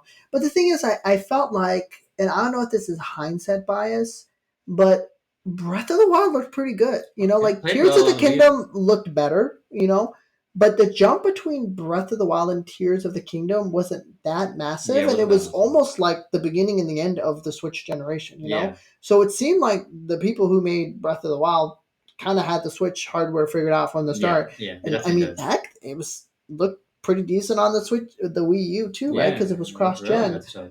So then that just makes me wonder, like, you know, I don't know, maybe I expect too This much, you know, no, but I don't think you do. I think the main complaint a lot of people had is like if Nintendo's core development team that makes Mario and Zelda can figure that out with games that also again Mario Odyssey came out in 2017, looked great, yeah, yeah. and Game Freak I think is just doesn't have good development capabilities. Like Like when it comes to like graphics. yeah, they just can't figure it out. They've tried it so many times, and they're like something is just missing from that company. Well, I mean, like, also I feel like there hasn't been as much of a push to make sure you're like a graphical powerhouse, you know, Yeah. because if you think about it, like Pokemon was just just It's the turn based, concept, you yeah, know, yeah, and it was the fun was not in the graphics, right? And yeah, so maybe like they just didn't have as much need to really make it like a graphical powerhouse, you yeah. know. Um, so or maybe it's just really taxing, you know, with like all of It could be the different all the Pokemon and all models. the animations and the Yeah, models, like I'll that's a give you that. crazy It's amount, a you know, thousand because if you Pokemon, think about it, like even Zelda, like a lot they have different lizards of different colors but and that's different not that elemental many. attacks, but it gives you a lot of variety, right? Yeah, So I don't know. I mean, for me, like I'm definitely not as big of a Pokemon fan as you. You know, I do like Pokemon, but I think that's your niche and Halo's my niche. yeah, fair enough. But for me, like I'm actually kind of looking forward to ZNA. You know, I feel like I got a little Pokemon burned out because I was like, man, I really played a lot of games back to back because I think I played like was it Scarlet, and then Yeah. I played the Diamond remake, and then I Okay. played Arceus? Arceus back to back to back, and I was like, all right, that's a lot of Yeah, Pokemon. that's Like a lot. I'm good for I'm now. surprised you beat all of them. I But beat yeah. all of them. Yeah, it was a lot, and I never even played Diamond to begin with, so like that was a whole new experience for me. All right. So I'm okay with waiting, and for Z to A, like I'm interested in the fact that it's in a city. Yeah. I know this is a unpopular opinion, but I'm probably getting crucified for this. I like Scarlet more than I liked Arceus. Wow. And so because of that, like I don't know if I'm entirely jiving with like the new style of Pokemon. Like Yeah. I think I just like the old turn based stuff. Fair. But I'm really curious to see how ZNA pop turn out. I think for me, I thought Arceus was a little too easy. So if Z to A is a little harder, then like that, I think automatically will Yeah. make me a lot more interested. I agree with that too. It was a little too easy. It was fun in a lot of regards, and it was a fresh take on it. But I hope there's a little some difficulty spike or ramp up in this game in some sense. Yeah, even Scarlet and Violet weren't that hard They because were you were just like not. They were capturing like not. high level Pokemon, you Yeah. know? And I think the only concern I have, and you already brought it up, was if this all takes place in one city. Like with Legends Arceus, there was 4 maps, I believe, and they were pretty big, pretty large, but they were barren. Like there wasn't a lot, but it looked great when you saw the Pokemon. If this is all taking place in one city, it's like how big is this game? Unless they have catacombs or underwater, Yeah. underground stuff. I think they're gonna find the variety. You know, they'll probably have you like explore some jungle next to the city I for hope some side so. quests or something I like hope that. Like so. I feel like I don't think anyone's ever complained about there not being as much biome diversity in a Pokemon game. I think normally we get like a good amount, We you know? normally do, but if they are, then they're holding it close to their chest because I'm like, wow, they didn't show anything else besides the city. So that, and then next year is the 30th anniversary of Pokemon, so they're gonna go balls out. They go balls out every 5 years. And Pokemon 30th anniversary with the new gen, also wouldn't be surprised if they announced another new spin-off game next year just for the 30th Yeah. anniversary. I mean, I'm sure there has to be a remake on the way. Like, how Yeah, would you not make a remake yeah. for that? Gen 5 is up and coming, so it should be hopefully announced soon. So yeah, and then the last thing about Pokemon Day is they released that special anime special, which I still haven't seen yet, but made by the people that made Your Name and Suzume. So it looks interesting. I for some reason can't find the English dub on the YouTube channel. Really weird. It's only like the Japanese version. So Huh. like there's like it's all in Japanese and I can't find it You would think that subtitles. they would like make that a thing, right? Because of how Yeah, internationally yeah, successful that it's is. weird. So I'm gonna watch it in Japanese. I'll Yeah, just maybe I'll watch have to do it. some googling to figure that Yeah, out. I'll have to figure that out. IGN did review it. I think they gave it an 8 out of 10. They said it was really good. Oh, really? Okay. Yeah. Well, I can So trust the IGN review, so I'm gonna go check it out. yeah, a little too much water over there. So okay, well, some other stuff I wanted to talk about. I know you haven't been gaming as much in the last couple of weeks. I did a decent amount of gaming. I finally got around to playing Astrobot, Mhm. and I beat it. And I guess I have to go back on my word a little bit because I feel like I was kind of an Wow. Astrobot hater for a bit. And if I'm remembering on one of the other podcasts, I was like, yeah, Astrobot is just not the type of game I would ever consider for a game of the year. And after beating it, yeah, I think it definitely is like in game of the year conversation for me. I, Like, I feel like I don't the. know if it's just kind of a slow year, but I mean, I I still say mean, it definitely won Game of the Year last year. So yeah, I think objectively, I can say that Astrobot was a game of the year for last year. I'm still the odd one out, maybe one in a million who, Dragon Age was my game of the year, but whatever. But regardless of that, like I would probably put Astrobot at number two, and at times I consider if it's a number one or not. So, but yeah, I mean, I was really blown away, and I think what I really liked about the game is when I first started playing it, I was like, this is kind of like Mario, but not as good as Mario. And there were some things that I was a little disappointed in. Like I remember watching a lot of YouTube videos and they're talking about like, oh yeah, you're gonna get like all these different abilities, and like sometimes you'll get an ability and you only use it for like one level. But actually, like you repeat a lot of the same abilities again and again, and like mhm. some of the abilities I thought were the coolest were like time freeze, but then you ended up using time freeze like a bunch. So which is not necessarily a bad thing. I just feel like that was an instance of a review making me feel like I was going to get something in a game, and that's not how it turned out for me. But the reason I really liked it is they had like individual levels that were just dedicated to certain PlayStation games, and the structure of the game you only got one of those after you beat a boss, so there's only like five of them, Mhm. and some of them I really didn't care for, but I know other people really liked them. Like I think one was like Loco Roco, but I really enjoyed the one that was based off of Uncharted. There was one that was God of War, God of War that was pretty epic. Horizon. Horizon was pretty epic, and it just got me like thinking like, man, this could be so cool. Like, Yeah, a you, dedicated. like that's such a great idea. Yeah, You make like a dedicated level to like any of the Sony IPs. Like you have one where it's like Resistance, or yeah, I even know. like things we consider old Sony IP. IPs. Like Final Fantasy VII, or like Metal Gear Solid, or like all the games that used to really come out and were really considered like Sony games. It's funny you say that because they just released a Lego Horizons video game and it didn't really do well, but like that's the type of game I would want to see old IP come back in that form Oh because yeah, if they're not going to sell well as a core game, take a chance to take some risk and say, let's make a Oh Lego yeah, that game could out be of it, super or make an interesting. Astrobot version of Yeah, it. or like, and it was just amazing to see like how much respect they were giving to like all of the different Sony franchises.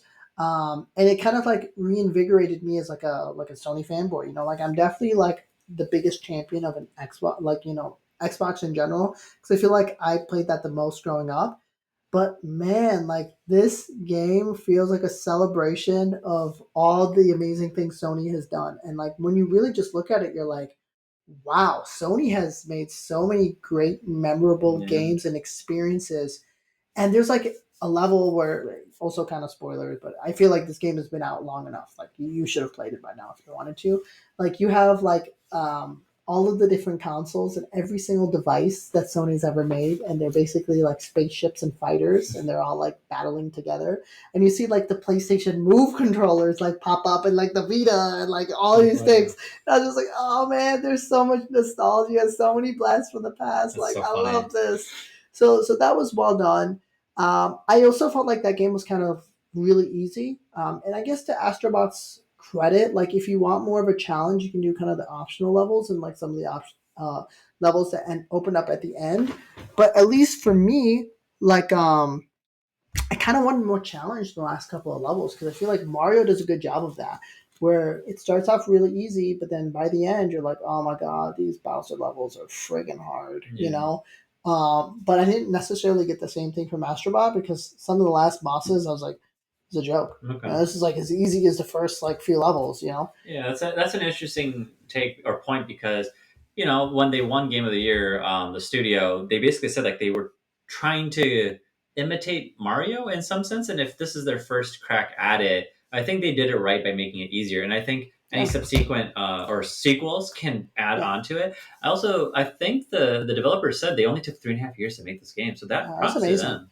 I That's mean, not and that it long. looks friggin' amazing. It really does. And And well, Sony also said they're open to making more types of games like this, oh which yeah, is nice. I would actually love to see an Astrobot too. And I mean, the thing is, like, you don't necessarily have to copy the same difficulty formula as like Mario, because like you can carve Right. out your own identity and that can be your thing. But for me, like, I know I'm not going to do a bunch of optional levels. Yeah, That's not for I'm me, yeah, you same. know. And so I would have appreciated it if it was in the main story. But again, the content is there, you Yeah, know. it is So like, there. you can't really knock them and like call it a criticism. It's just like I have a different preference. Yeah, But yeah, I was surprised. I was like really impressed by it overall. So solid 9 out of 10. yeah. It's like you said, it probably stirs up a lot of nostalgia because it brings back all these consoles in a way that, like you said, not only celebrates it, but it reminds you of like what used to be part of this Yeah. fan base and like this whole lineage of consoles. So I like that they did that. And again, I've seen snippets of gameplay of the Uncharted level and the God of War level. I haven't seen of the Horizon. Just makes me want them to make a full game just based on Astrobot with that IP and just be like, give me a full 10-hour game of God of Oh War yeah, levels. that'd be crazy. But I mean, I don't know if they'd want to do that because like I think they just love like the creativity to like just do everything, you Yeah. know. But yeah, so that was pretty cool. So I played that for a while. That really wasn't a long game. Like I feel like I finished it pretty quickly. And then after that, I feel like I've just been kind of lost in the ether, like looking for my next new game. I try to get back into Stellar Blade. It's just not for me. I just don't think I'm going to get into Stellar Blade. I just don't like the level design. Like the combat just isn't really clicking for me. Like I just feel like it's a kind of an unusual combination of like guarding and speedy attacks, but also like defending and getting your like special meter up and attacking. Like I just can't get into like a good cadence. So I don't think I'm going to be able to beat Stellar Blade.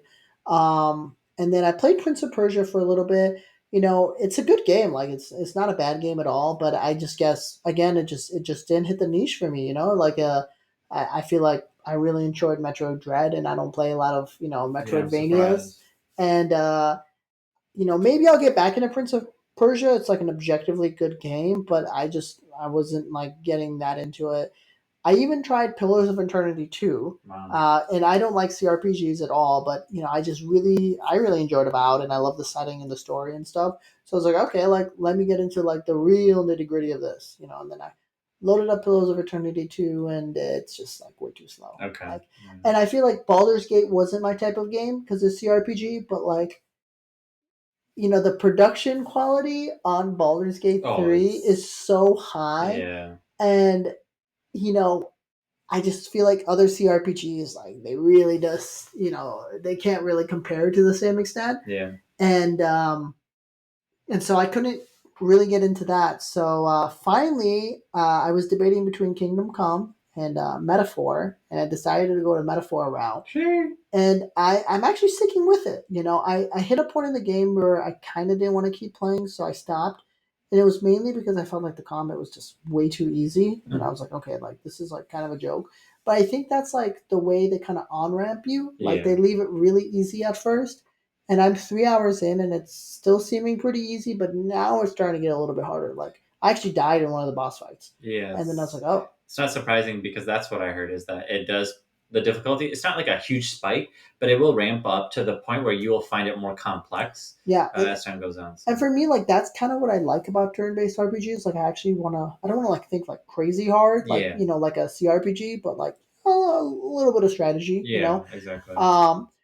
So there's that. The story is actually really fascinating. I think the characters are kind of one dimensional, and they like follow your generic like hero and villain archetypes, Mhm. but it's well written enough. And I think the concept is really fascinating. Like it's the difference between fantasy and reality, and like I'm totally into that stuff.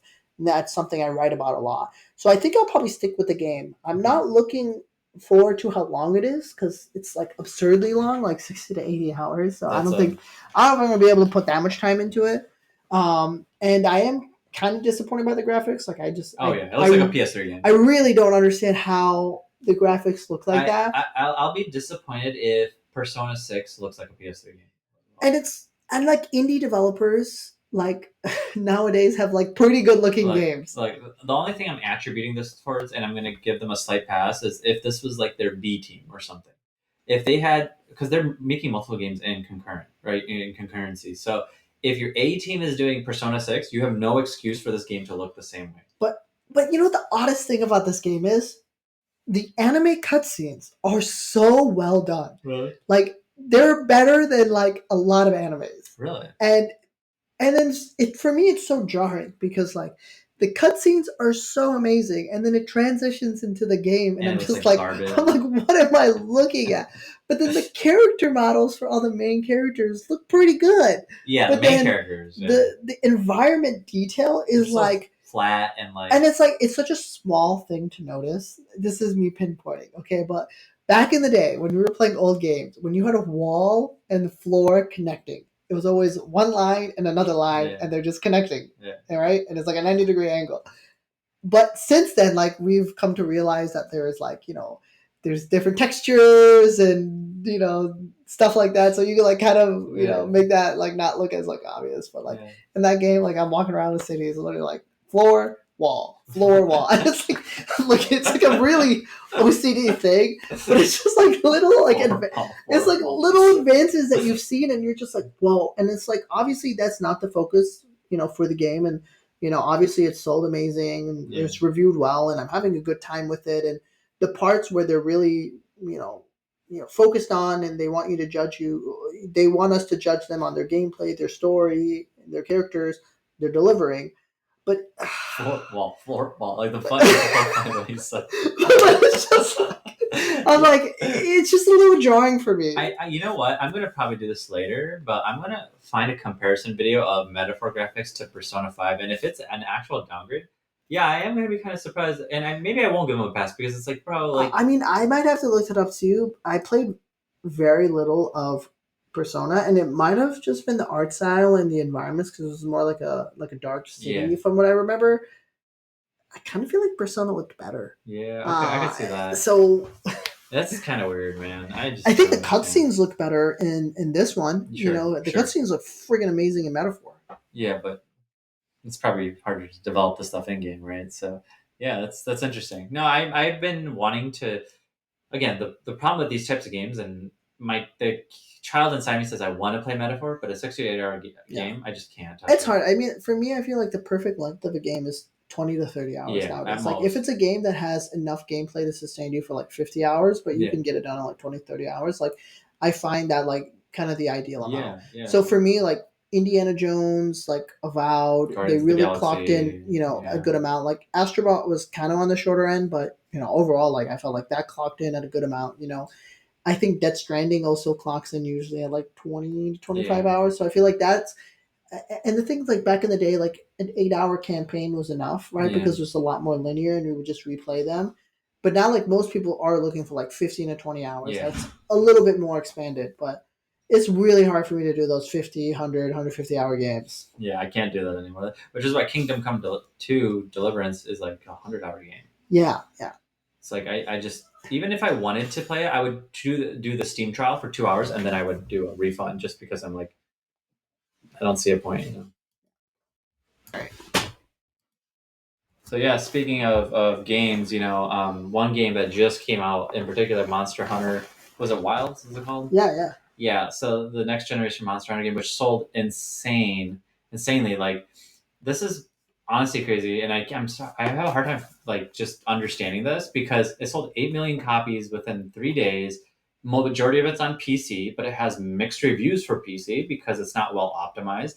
The thing is, Capcom has been recommending frame generation for all their different modes, which is utterly strange. They're using it more as a crutch for their game, and it's like that's not an excuse for poor optimization. But I don't know how well the game runs on console. I'll be honest with you, I have not looked up any videos yet, so maybe it runs better on console. I highly doubt it, but people with like 3090s and stuff are complaining that like Monster Hunter just still doesn't look good. It's just weird. Like I don't understand that. But overall, because it sold well, I think someone internally on the Monster Hunter team just got promoted to like a very high up executive level at Capcom now. So that was also interesting to hear too. So I don't know. I felt like getting into this game because what I heard about it specifically, it's a 15-hour story. It's a lot smaller than Monster Hunter, the one Prime Worlds before, which was a 40-hour story game.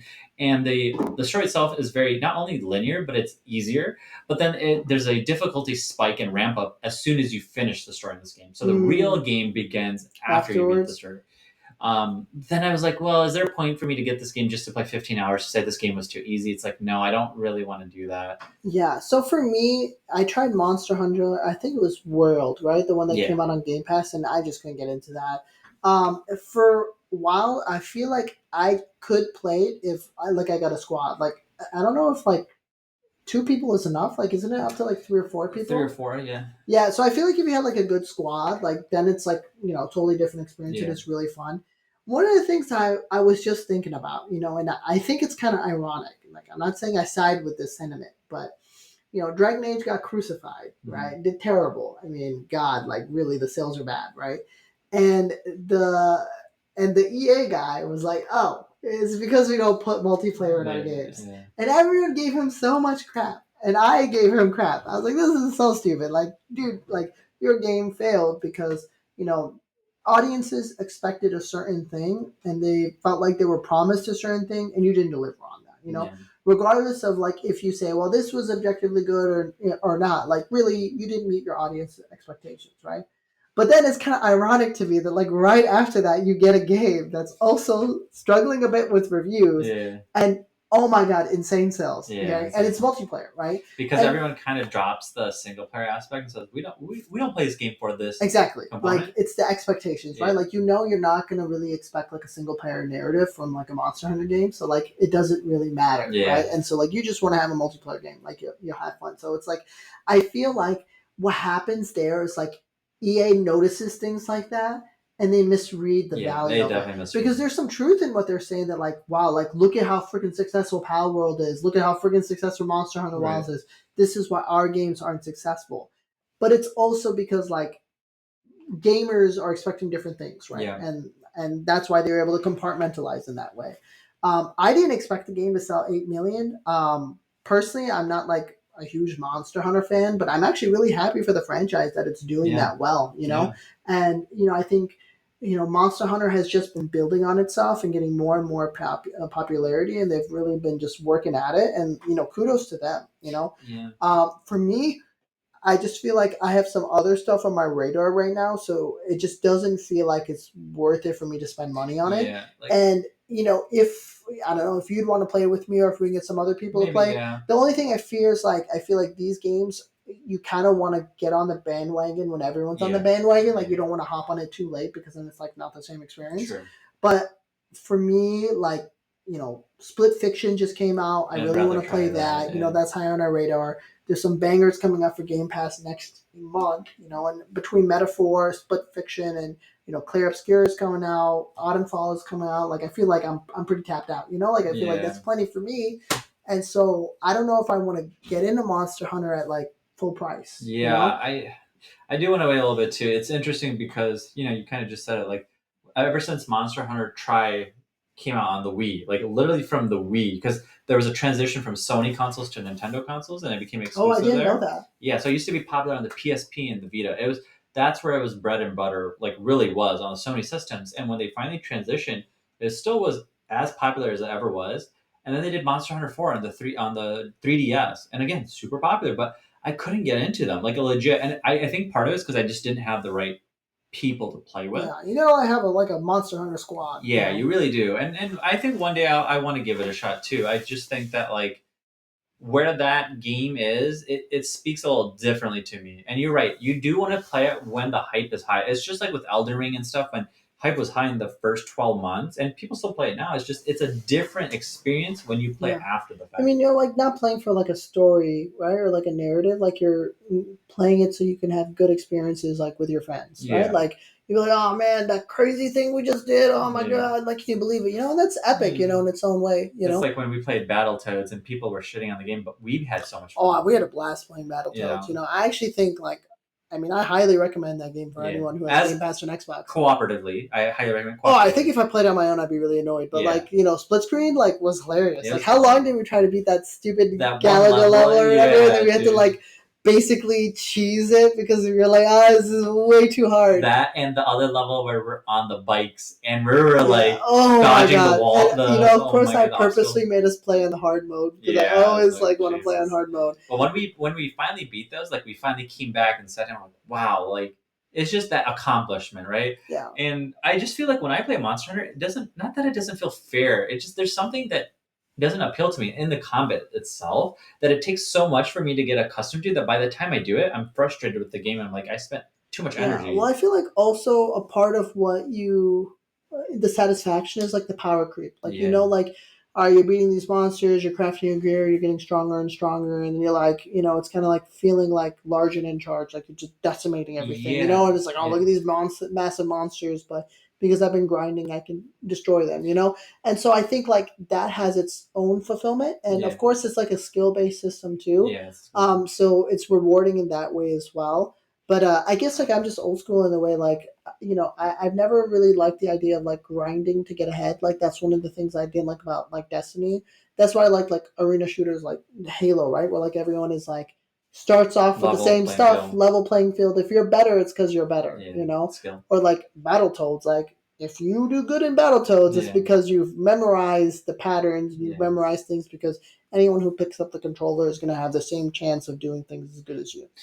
That's always just kind of spoke to me more, but different strokes for different folks, right? Yeah, and there is some level of skill, right? So I don't want to like say this in the wrong way, but like people have said that if like the previous Monster Hunter game that came out, World, if you actually beat it, because it was difficult, you become so good at the game that everything else is a breeze for you in Monster Hunter. Well, it's like a combination, right? Like even with Elden Ring, like like if you have really good gear, you're gonna destroy it. But there's like people who like walk around naked and destroy it. Yeah, that really famous. And so there's definitely like a component of like skill for people who want to chase the skill, but I feel like a lot of people, it's just like leveling up your gear. It's the primary way you're going to get better at the game, and you'll also get better at skills along the way. But it's not like everyone's going to be running around naked. Yeah, especially that exception to the game. So no, it's just interesting. I just wanted to point that out. So maybe one of these days I'll really give Monster Hunter a shot. But besides that, I wanted to talk about. Actually, we'll go in this order too. There's an upcoming Nintendo Direct on April 2nd. So this is going to be the full unveiling of the Switch 2, and they'll probably talk about launch games, launch window games. They'll talk about the actual features of the Switch 2 and things that have been rumored. So I guess the one thing I want to talk about is like our expectations. Like, I was going to say, are we making predictions right now? Yeah, we might as well. We got to start off with. I know you know leaks way better than me. So I don't know any leaks. So tell me, have you seen any good leaks? So it's funny. There's been no leaks. This is the most shocking thing. They keep their things tight lit, but I will go with the safest choice because it's already been kind of unreal. Mario Kart 9. Oh yeah, They've basically shown it off already, right? Day one release. I think day one release. I think it's going to be. I think they're going to have a bundle. $59.99. I think it's going to be $69.99. Ooh, okay. I think they're going to finally raise prices of all Switch games to $70. But then, does that mean that if it's cross-gen, last year is $10 cheaper? I think it's not going to be cross-gen. Really? Yeah, I don't think it's going to be cross-gen. I think Nintendo's like, we need some games that will be system sellers. They understand that traditionally there has to be a game that convinces people to upgrade, especially on a console that's already sold 150 million. If you keep that cross-gen, no one will want. No one's going to buy it. You're right. That's a good point. I would have thought that they wouldn't do a price increase, but honestly, inflation has been pretty bad. And I see them increasing prices. And I see them kind of increasing prices because if they don't increase prices, then basically it's like they're selling a game for cheaper and development costs have went up because people need to be paid more. Yeah. And so, I mean, the only way I see it is, the price has to go up. And the thing is, the prices are still already $10 cheaper than their competitor to begin with. Like a new game is $49.99 or $59.99 on Switch. Which game?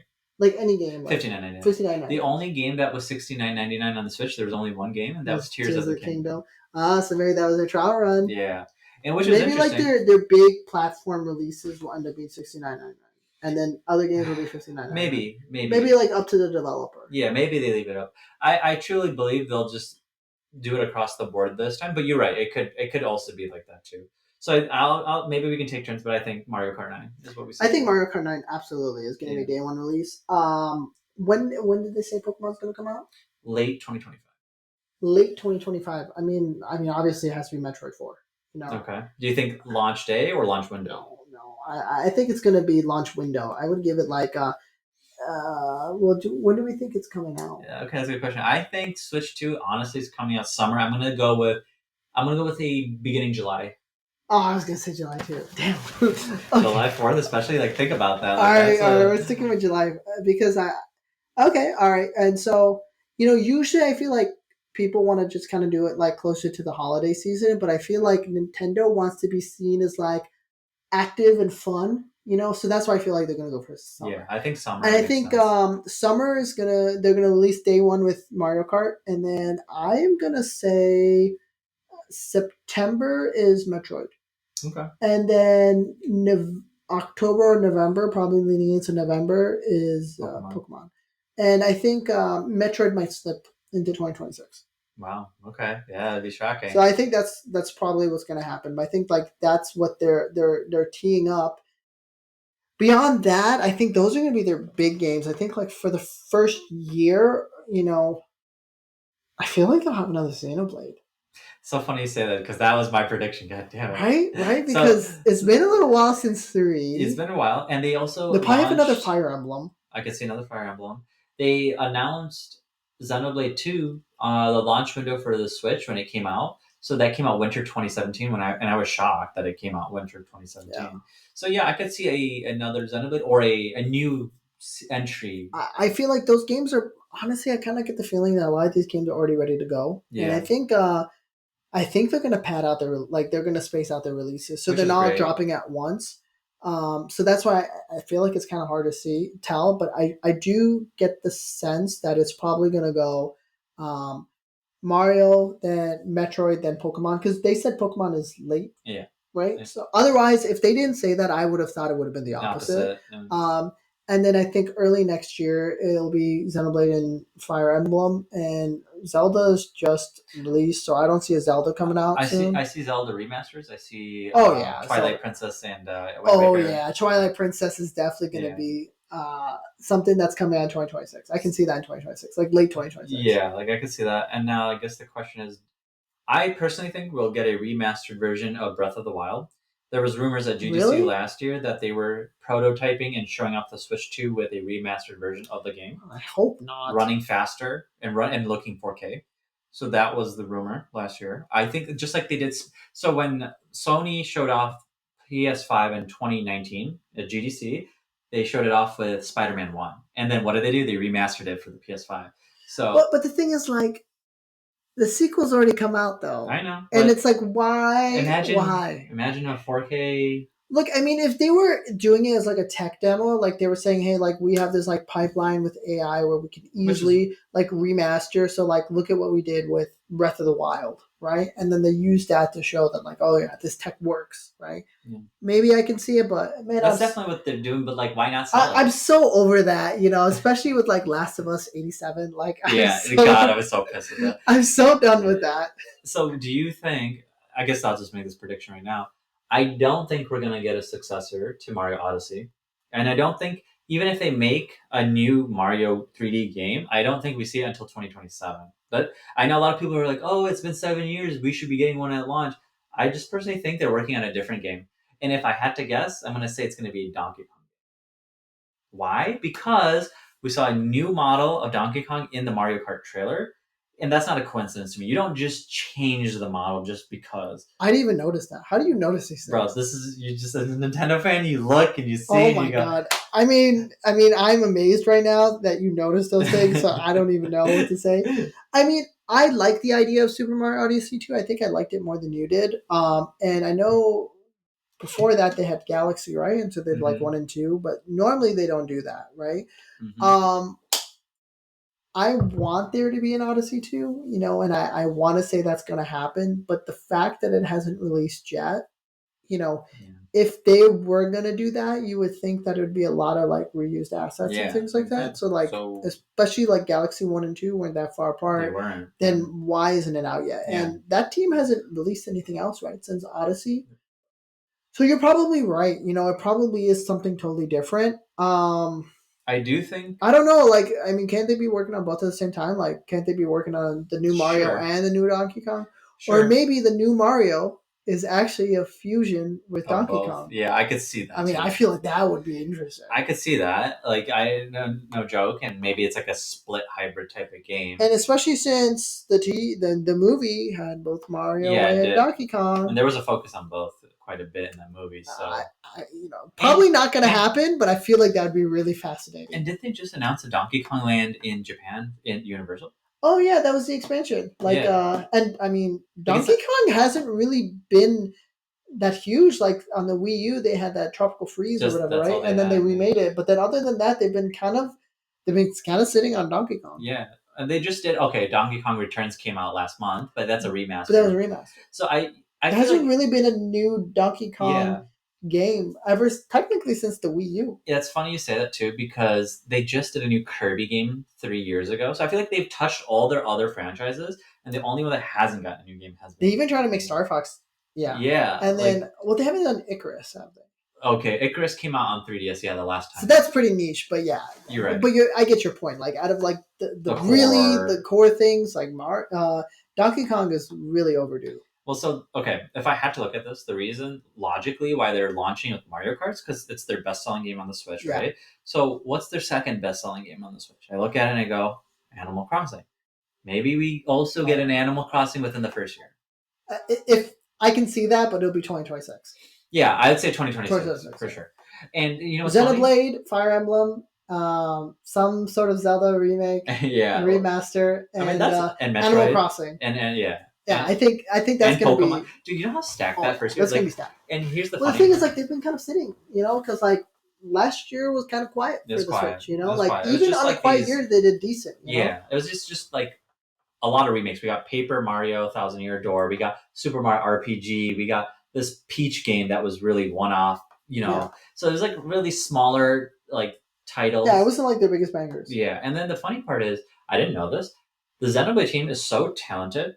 They not only helped make Tears of the Kingdom and Breath of the Wild, they also helped make Animal Crossing for the Switch. Wow, they just kind of do everything. They do everything. So if an Animal Crossing game comes out, does that mean a Xenoblade game won't come out? I don't know. It depends on how many resources back and forth. I feel like they've been kind of sitting on a lot of stuff. You know? I do too. And the thing is, like, I don't imagine the developmental pipeline for Switch 2 is going to be that vastly different than like Switch 1. So I feel like what Sony and Xbox are really struggling with, the pipelines have gone so much longer, right? Because graphics have just gone crazy, right? Yeah. And like physics simulations and what we expect out of a AAA game and all those things, it's like really hard for them to deliver. and then there's also an expectation that like it has to get crazier. You know, Yeah. like Skyrim is not enough. We need an even crazier Skyrim. But like when it comes to Nintendo, like yeah, we want to see evolutions, but for some reason, like We're okay Nintendo with gets it. a pass. You Yeah. know, if Zelda is still using the same fighting moves for like 30 years, Everyone's okay with it. everyone's okay with it. You Yeah. know, and even though we want an evolution for Pokemon, like we also have a yearning for like the old school Yeah, we traditional still want like the old school. Pokemon. And I think it's just like Nintendo has just captured nostalgia in a way no one else has. You know. Yeah. And so I say that because even though I expect like Mario Kart 9 to have some advancements and like, you know, their other franchises, like, do I expect like the next Mario Kart or like the next Metroid or like the next like Fire Emblem to just be completely revolutionary? No. No, I think like they're just more evolutionary. Yeah. Yeah. I And agree with so that. I think that makes it so like you can have pipelines that are like 3 years, Yes. 4 years, Which is why they crank out most games 3 and years. that's why they're. I really think they're gonna hit hard in the next 2 years. Yeah, I think so too. Just like how when the Switch launched, the first 2 to 3 years after were so amazing. Yeah. Like I just remember so many great games. Yeah. I'm like, dude, honestly, out of all the consoles I've ever owned, the Switch is the console I've owned the most games for, and I haven't even played the game. Switch is that's story of your life. Sorry, my life. I will say Switch has had the most consistent releases. I feel like in the Yeah. last generation, and I never felt like there was a lull. And actually, I would say I'm the biggest Xbox fanboy, then Sony, and then Nintendo is the least because I really got into Nintendo pretty late. Like the first console I owned was a Wii U. Right. But they were really consistent with the Switch. Like they They know what they're doing. So I think they're going to hit hard with Switch 2, and they want to because I think they like this cadence where they have like a 2-3 year lead, Yeah. on the other manufacturers. Which I guess kind of ties into another thing I wanted to talk about, which was the Xbox leaks. There's one more thing I want to talk about before you say that. Oh, you Nintendo fanboy. Yeah, there's two things actually. One is I forgot to mention this. I actually think this will come out in the launch window, a new Luigi's Mansion. So which I don't like Luigi's Mansion. It's funny you say that because I looked up the numbers. Luigi's Mansion 3 sold 15 million units. Oh my god, that's insane. Utterly insane. I was one of them, and so Luigi's Mansion and Legend of Zelda, which was the 2D remake. I tried so hard to get through those games, and I just could not, and I gave up. Yeah. So that was fine. I do think that'll come out launch window. But the second thing, before we get to your next point, and it ties into this really well, is you look at handheld devices that have been on the market now, specifically the ones that are PC-like and hybrid that just come out. The numbers show that in the last 3 years, the Steam Deck, which is the best-selling handheld besides the Switch, right, out of all these different manufacturers, only sold 4.6 million units. That's insane. Yes, and the Switch sells 15 to 16 million every year. So when I look at it again, I love the Steam Deck. It's great. I love the ROG Ally. Holy fuck, Nintendo is on a different stratosphere. How is that possible? Steam Deck has only sold that much. Yes, and Valve and people talk about the Steam Deck like it's sold like 80 million. Yes, and Valve's like, we're so happy with the numbers in 3 years. Oh my god. Dude, Nintendo has sold over 150 million Switches. So how much money are they sitting on it? Well, not only that, but like, yes, that tells you there's a market for handheld devices, but like, you combine it with how strong their brand and IP is, that's what makes it. Now that I think about it, and I never thought about it, like, I thought it was really odd with the Xbox leak that they were going to release, like, an Xbox branded, like, Windows device, basically, this year. And then in 2027, they're also releasing an Xbox handheld. Yeah, their own handheld. Which I thought was interesting, but I wonder if it's because what Microsoft realizes is there's a certain market share.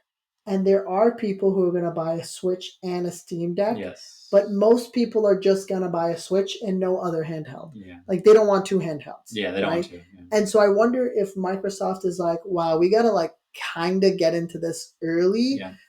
Before we're facing a Nintendo Switch 2 that has like 50 million units sold. Like, how can we ever claw our way to a success? Yeah. If they already have that many units they're sold. way ahead of the game. And so I feel like, it's kind of an easy place for them to go because if they just put like some Xbox branding, which is what the rumor is, which is, I mean, really, what do they have to do? It's just the center they button. really don't have to do much, right? Yeah. And the colors of the button. And then they kind of make Windows a little more streamlined, which they're already trying to do in general, right? Well, as long as I can hit sleep on the goddamn handheld and it goes to rest and it doesn't fucking close the game, that's all I need. Yeah. So So now that's actually making more sense to me. I Yeah. never even realized that. Um, because I was just thinking like, Why why not? would anyone want to buy an Xbox Steam device or like an Xbox Windows device in 2025 and It's market then share. buy the Xbox Series 11? Yeah, You know, it's a market in share. 2027, it's market share. Yeah, dude, and if rumors are true, and Sony is also trying to get back into handheld gaming as well, they're going to be behind the eight ball. You release their handheld in 2 to 3 years from now, they have no comp. They're not going to be able to catch Switch up. is going to be a runaway Yeah, success again, and it's going to be really hard for them to break that because then Sony's going to have to face what Microsoft is facing Yeah. now, where like after you have that much brand loyalty and connection for that many years, like and people just associate like handheld, you Yeah. know, it's really hard to break into that market. Yeah. And then if they try to do like a full on PS Vita 2, like it's going to be hard for them. Yeah.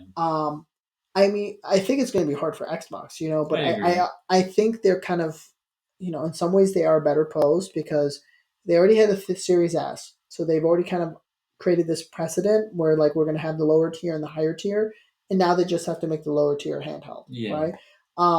And you know they do have like hardware and software teams, right? And so they freaking own Windows, Yeah. right? So you would think that they could figure out the optimization and things like that, and really just if you had like a Game Pass device that could do cloud and you know direct like downloads, and it downloaded fast, and you know 7 to 8 hours of battery life. Yeah. I mean that's crazy, but maybe even like 5 to 6 hours of battery life. 6, yeah. Oh man, like that's killer. And like for like what you're getting on Game Pass, like I feel like that would be a real competitor. Yeah, and you can still access games through the cloud as well too. So even if you're on the go and you don't have the time to download the game, play it through the cloud. Most of the games are playable through the cloud right now. So it's all around. It makes sense for them to start this year. I just think it makes a little more sense. They don't have to invest too much, and then when you think you have the time, do your own dedicated device that ends up being more optimized. Yeah. Right? But I have to say I'm really surprised because I was thinking that Microsoft was just going to launch late 2026. Like if they I really thought that felt too. pushed, I I really thought. really thought they would do that as opposed to like splitting their attention to like 2025 and 2027. But that probably goes to show you that they're like, oh man, like we're not ready to like get that whole supply chain ready. And also I wonder Yeah. like, not to get into politics, but with the way things are with tariffs and global trade and all that stuff, that has to be Oh affecting them. yeah, Right? nowadays. They have to be really wondering about like, oh man, where are we going to get our chips at what price? Like Yeah. all of those things, right? Like AMD already announced that their new GPU that just came out was the 9800 XT or whatever.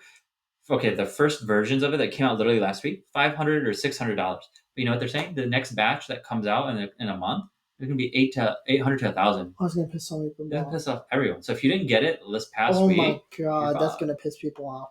And I was just thinking about this too. Like, I mean, it's kind of ironic, but I shouldn't say ironic, but like if tariffs get worse, like, is the PlayStation and the Nintendo Switch 2 gonna get more expensive? So that's like, what about the Switch 2? Like, is that gonna be impacted by tariffs? Oh yeah, it will be because Nintendo already said that they're already monitoring the situation with tariffs and they're gonna adjust the price accordingly. That's why they haven't announced the price yet. Yeah. So, oh wow, yeah.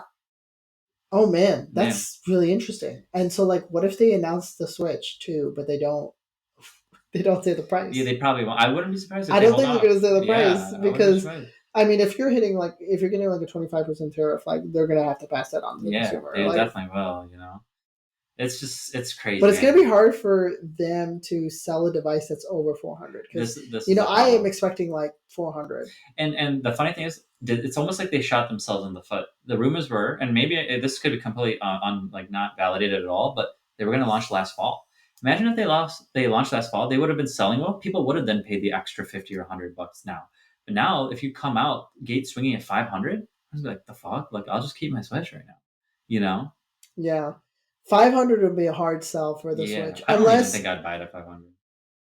Yes, you would. Okay, I'm just saying, I would consider. Yes, you would. You would have two PS5 Pros.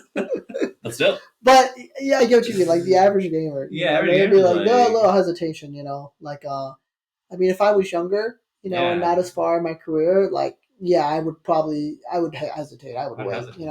I remember that's how I felt when the PS4 and the Xbox One came out. Because like, man, like two $500 devices is gonna kill me. And that was hard, and I couldn't buy them back to back. I had to really like wait, and The, save up. the only reason why I got back to back is I convinced my brother to get one, and I got the other. If it wasn't for my Clever brother, man. and then I tricked my brother into saying, "Hey, I should just keep both because you never play games." He's like, "You're right." After a year later, he's like, "Wait, why did I give you the other one again?" I'm like, Bro, you got him good. "Yeah," You and I got him got good. So that's the only reason why I even had both at the time. But yeah, so I just think this is interesting, these leaks, and not surprised that they're working on another iteration of the Series X and it's going to be more powerful. Cool. The question is, how do they unify? Because the VP of Xbox Next Generation basically talking about unifying Windows and Xbox. So it doesn't mean a custom Xbox OS for Windows devices. It means a more unified version of Windows OS on other devices like portable, handheld, etc. So we'll see how that goes this year. Hopefully they figure it out. And I don't know why they didn't prioritize it in years prior, but they're more reactive right now. And I'm really curious because I know, I think it was Phil Spencer or one of the execs were saying that we want to be differentiated more on our hardware going forward. So I understand like the handheld push, and that's how that it's going to differentiate them. But how are they going to make the Series X2 different than the PS6? Because if they're still stuck using AMD, right, and even if they're using any sort of like upsampling stuff, it's going to be the same stuff that you would probably see on PS6, right? Yeah. And if they're trying to do, get into like the same price points, how are you going to differentiate? Like unless you make it cheaper and then therefore not as powerful, or more expensive and therefore more powerful. Like Yeah. like I That don't was, think but it's. that was the differentiator of this I generation. mean, it was supposed to be, but I think like practically speaking, it didn't It really make didn't a huge didn't difference make a because dent at even all. though there's like a difference in teraflops, like Sony kind of has a difference when it comes to SSD, and those minor differences didn't really make a difference. It wasn't a selling point. Because the thing is, like, if the difference I would say is within the 5 to 10%, threshold window, like Yeah. most people aren't going to care. Yeah. Like if you're going from like 60 to like 55, but like more and more people now have VRR, like Yeah. it's not going to make a huge difference. But that's the thing. Like if you're trying to hit the same kind of general price points and you're trying to make like home consoles that are powerful, I just feel like they're going to keep ending up the same. Yeah. And then no one is going to buy the Series X2 over the PS6. Well, so again, now what's differentiating the two is really the software and the services. So Game Pass is what differentiates. Pretty much, yeah. Right? It's no longer the hardware anymore. So I feel like when he was saying that about hardware, I think it was, me personally, I think he was mainly talking about handheld. I think he was talking about handheld at that point. And he loves his ROG Ally. You love your ROG Ally too. I love it, man. And he uses it more than I know. He has a Steam Deck, but he always talks about the ROG. He's like, especially when I travel, when I'm on the plane, especially with Game Pass, like it works so well. Xbox Game Pass works so well on it, and the cloud streaming. I do Ninja Gating. I don't know how you're playing Ninja Gating on cloud streaming, bro. It's so I'm telling you, because you need like zero latency. I feel. And again, weird thing about it is I don't see that weird problem that we talked about while playing the native version. So I'm like, why is this better? Yeah, I don't know. That's so weird. Yeah, it's interesting. But yeah, I think you're right. You're talking about the handheld. So yeah, interesting take. We'll see where it goes. I'm excited because if they're going to announce anything, it'll probably be during their June showcase, I would assume, right? When else would they announce it? If they do it by September, it doesn't make sense if you then. I feel like they're going to do it later. Really? I think they're going to announce it late. I think they're just going to have like their own showcase. I think Microsoft is trying to break out of like everything has to be in June. I think they're really trying to make everything. They're trying to get into quarterly.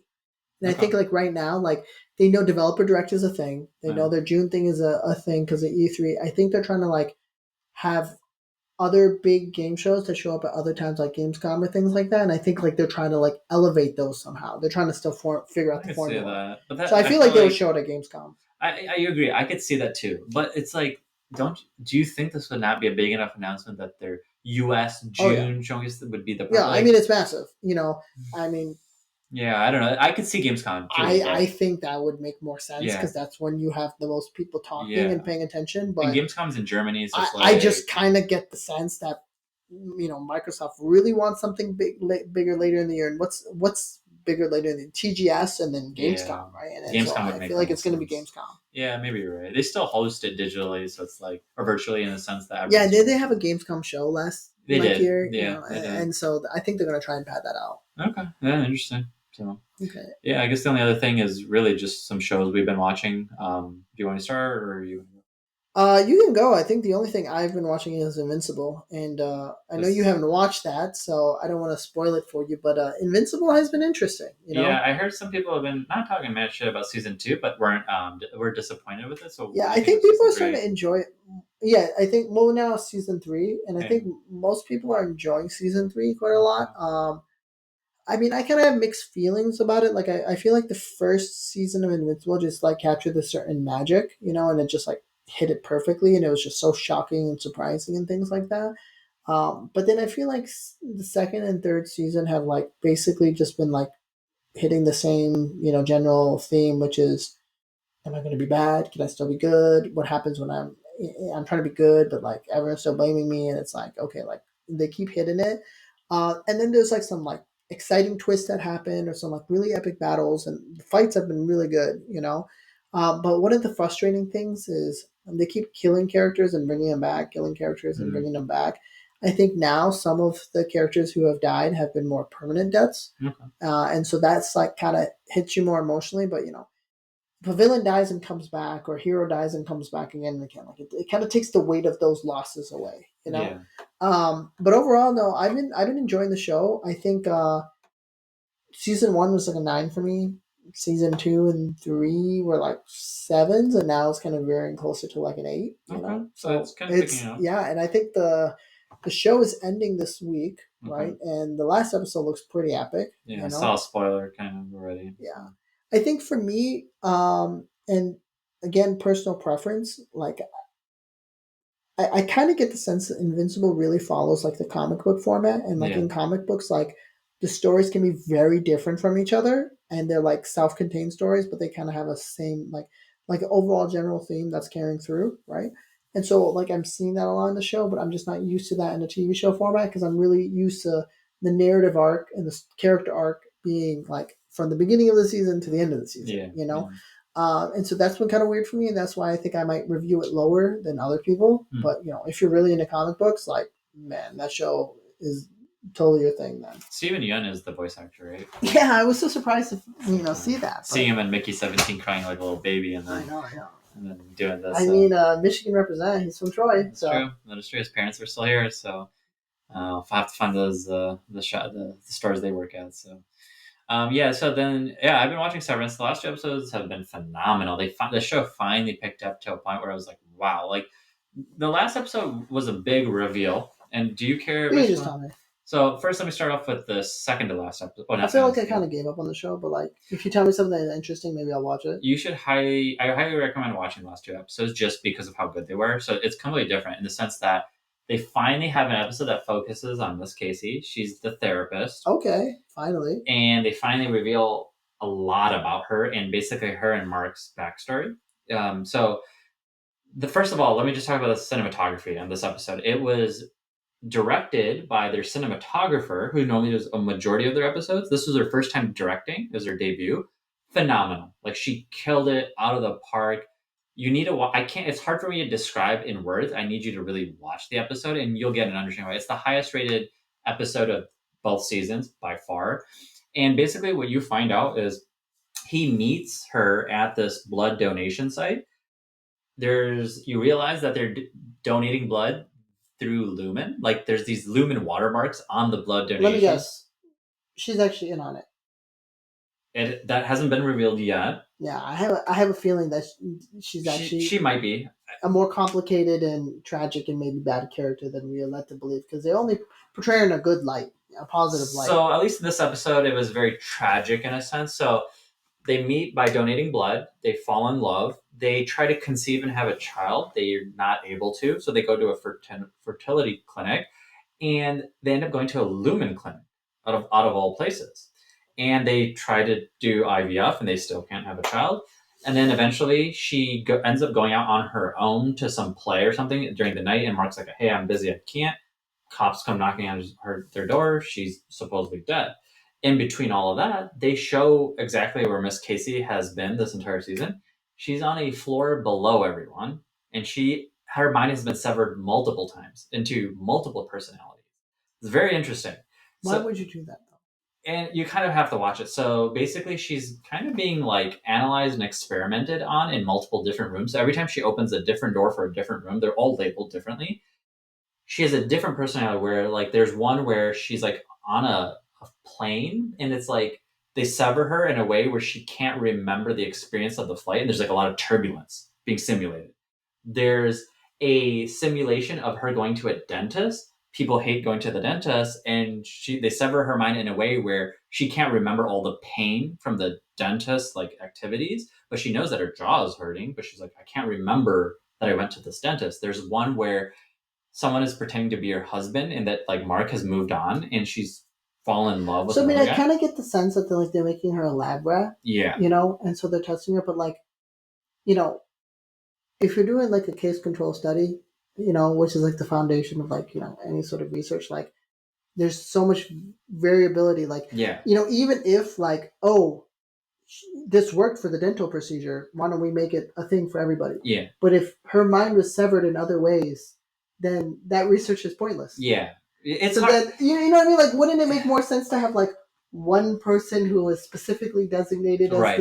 the dentist guy and one person who's specifically designated as the plain person? It's interesting. You have to take a look at it, but you're right. There's like logically, does this really make sense with it? Because they still don't explain why they're doing what they're doing. Then So that's kind of like one of my things with the show. I'm like, man, this is really cool. But when I think about it, I'm like, it doesn't make sense. This is not how they would actually do it if this was an evil company. Yeah, I know. And then they reference another room that she just hasn't been to, and the room happens to be called Cold Harbor again. So more references to Cold Harbor. We don't know what's in that room specifically. And they get to 96%, like in terms of the macro data refinement. And what's his nuts? Mark ends up having the nosebleed from the prior episode, goes home, then he has the seizure, so he hasn't been able to complete the operation. But they show a scene within this episode where she almost escapes. She finds a way to get out, goes up the elevator, up one level. Why is she trying to escape though? Well, she's being held against her will. So she's herself when she's not in the rooms, but when she's just outside of the rooms in the hallway, she's her normal self. She knows everything. She's like, "Where's Mark?" Can't they sever the part of her who wants to escape? Yes, but they're kind of doing it to torture her. They're doing it on purpose. It's really weird. Okay.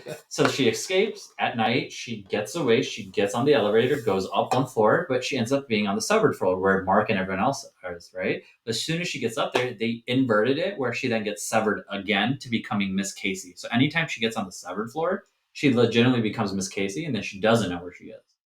So it's like, okay, imagine the severed floor. So they're using the same elevator shaft for both of these floors? Yes, but one goes down, one goes up. So she's on the bottom floor. There's the severed floor. There's the outside floor. There's different elevator shafts. Like, I know. It's a cool idea, though. It's a cool idea. So she gets up there. She becomes Miss Casey, but she's like, where am I? Why am I here? And then she starts getting out. And it's like apparently late at night. And Mr. Milicic comes running down to this doorway. And he's like, turn back around, Miss Casey. You're not supposed to be here. And then she's like, oh, but Mr. Milicic, like, what am I doing here? And he's like, don't worry about it. Just go back down that hallway. Go back downstairs to the basement. And she just does it. So, and then when she gets back down, she realizes, she's like, oh fuck, like I tried to escape, but I guess that didn't work. So the episode is very tragic. It's actually very heartbreaking. Like they filmed it so great. Like I highly recommend it. Yeah, because you can really empathize with her and you like see all of her like pain and how like she knows something is wrong. Yep, she knows something's wrong. She doesn't believe that Mark moved on. Yeah, and like as a viewer, like we can really relate with that, right? Because like, in our world, like we don't know everything, right? Yeah. And it's like you can really empathize with someone who's trying to struggle in a world they have no control in, right? And they're trying to like get to their loved one. So I feel like Severance really does that well. Make you feel like you can empathize with the character. Well, she also felt bad because it's very clear and obvious in the flashbacks that because she couldn't give him a kid and she sees his frustration, she's like, oh, I failed you. And so she's so upset. But now she goes, I don't even care about the kid. I just want to be with Mark again. She's like, I just want to be with my husband. So it's even more tragic when she realizes that like she still loves him, even though she was mad at herself. But I do think there's some more stuff going on there that they're just hinting at. They don't show. So I highly recommend that. And then the next episode, very short episode, very interesting. You find out that Miss Cobell, the first lady from season 1 that was like the floor manager. You know how in the beginning of the season she just escapes and drives away? They revealed that she worked in a town when she was a child, and Lumen came in. They basically took over this really remote, like desolate town. They made the kids do child labor. I don't know what they were doing, but the town became very toxic based on all the work there. There was like a bunch of pollutants. And she came up with the whole severance procedure. as a kid. She was a child prodigy. So you find that out, and then she's so pissed because you find out more about her backstory and about her mother and how her mother died. So And if she made the whole severance procedure, why isn't she on the board? so that's where this all kind of plays in. So if you notice, in I think episode 3 or 4, Helena's like, "Oh, you think you contributed way more than you thought you did? Like you're like you didn't contribute as much."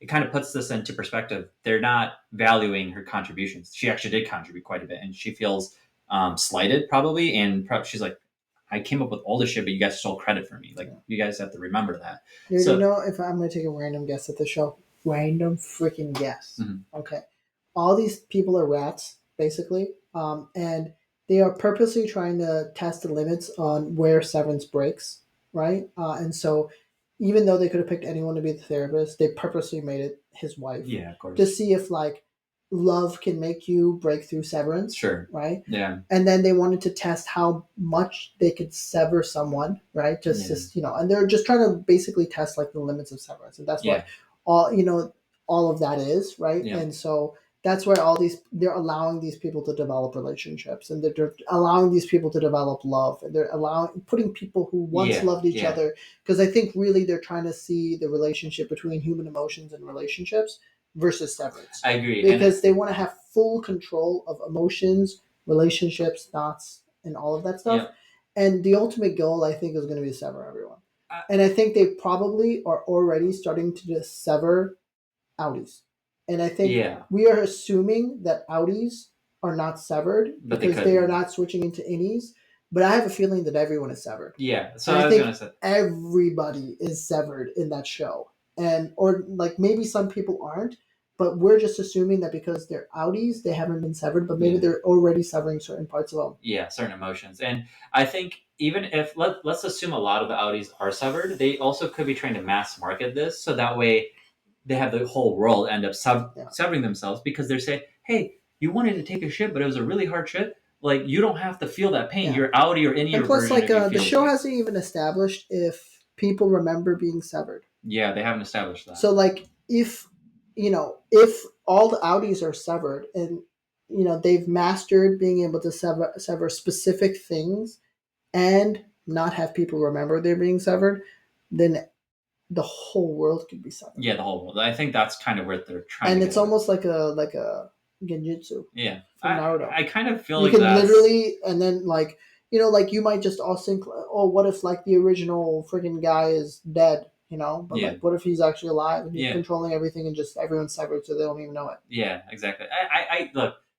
Does it start to get convoluted? Maybe a little bit, but I like that idea. If that's where they're going, it's just a matter of how they execute it, right? And Yeah. how do they I mean, get the stuff? thing to me, like, if there's like kind of some plot holes like that seem weird, like, why would you go through all of this convoluted Yeah, stuff to yeah, put I agree. the wife and the husband together? Like, the only logical explanation for that is they're trying to see if they will eventually remember each other. Yes, I agree. But if that's not the explanation, then I'm gonna be like, I think that is the explanation. I really do. or Think like, why would you create the ability to have her get back somehow to that floor, Yeah. like physically? Yeah, yeah. Like, why would you keep that there? Just keep Why it there. would you not just make two different elevator shafts? Like, And yeah. so, like, to me, the only way it makes sense is if they are purposely wanting these people to rebel.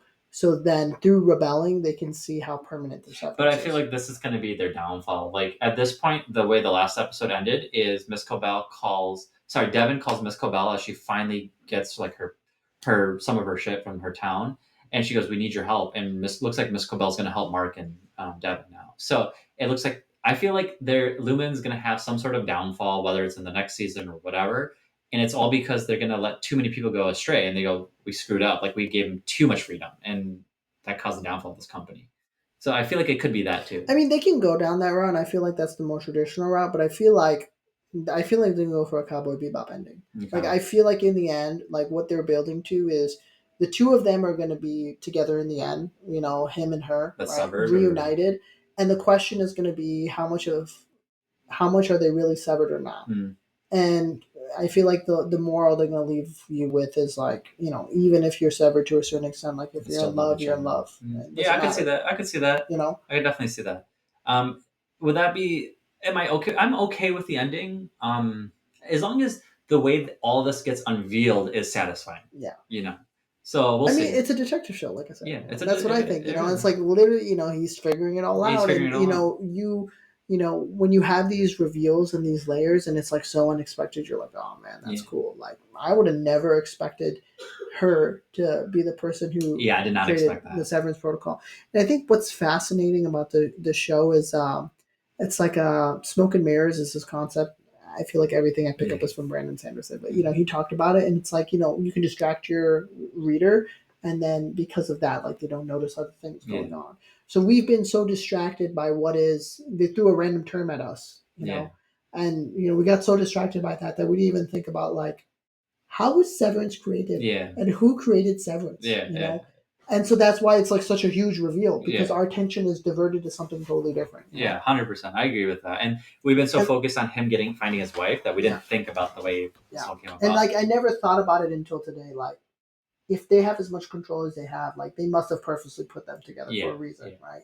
And how do we know everyone's not severed? Yeah. These are things I Now, never thought about. well, they all come up when you see the last show. It just starts to jog your mind a little bit more and gets the gears turning. So I just highly recommend, even if you don't watch the last episode because it was very simple, watch the episode before that just to see, again, cinematography and directing was so good. Like you'll at least be able to enjoy the episode for what it is. It doesn't matter how it starts and ends. It's just that it's tragic and it's very beautifully shot and directed. And it's like, that's a episode no matter what worth watching. Yeah. So I'm curious. We'll see. Maybe Just I'll watch that give it episode. a watch. I mean, right now I'm not really watching anything. Yeah. Invincible's going to end this week, and then I don't think I have anything on the horizon that I'm really looking forward to Yeah, watch. then catch up on this at least. And then Devil May Cry.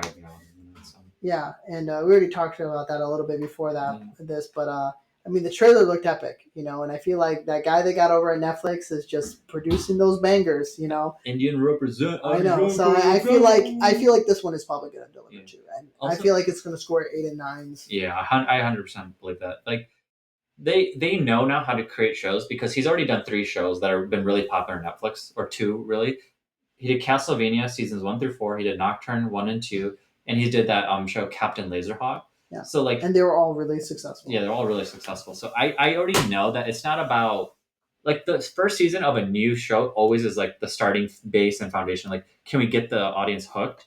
And once they do that, you can come up with any story as long as like you're consistent. And I feel like they know how to do that. So. Okay, I think that's probably a wrap for now. Yeah. I think that's pretty much everything we wanted to talk about. So, we just got Split Fiction, so maybe we'll give that a shot and play it a little bit. And some first impressions. Yeah, it might be something for us to talk about next time. So, yeah. All right, guys. All right, take care, everyone. See you.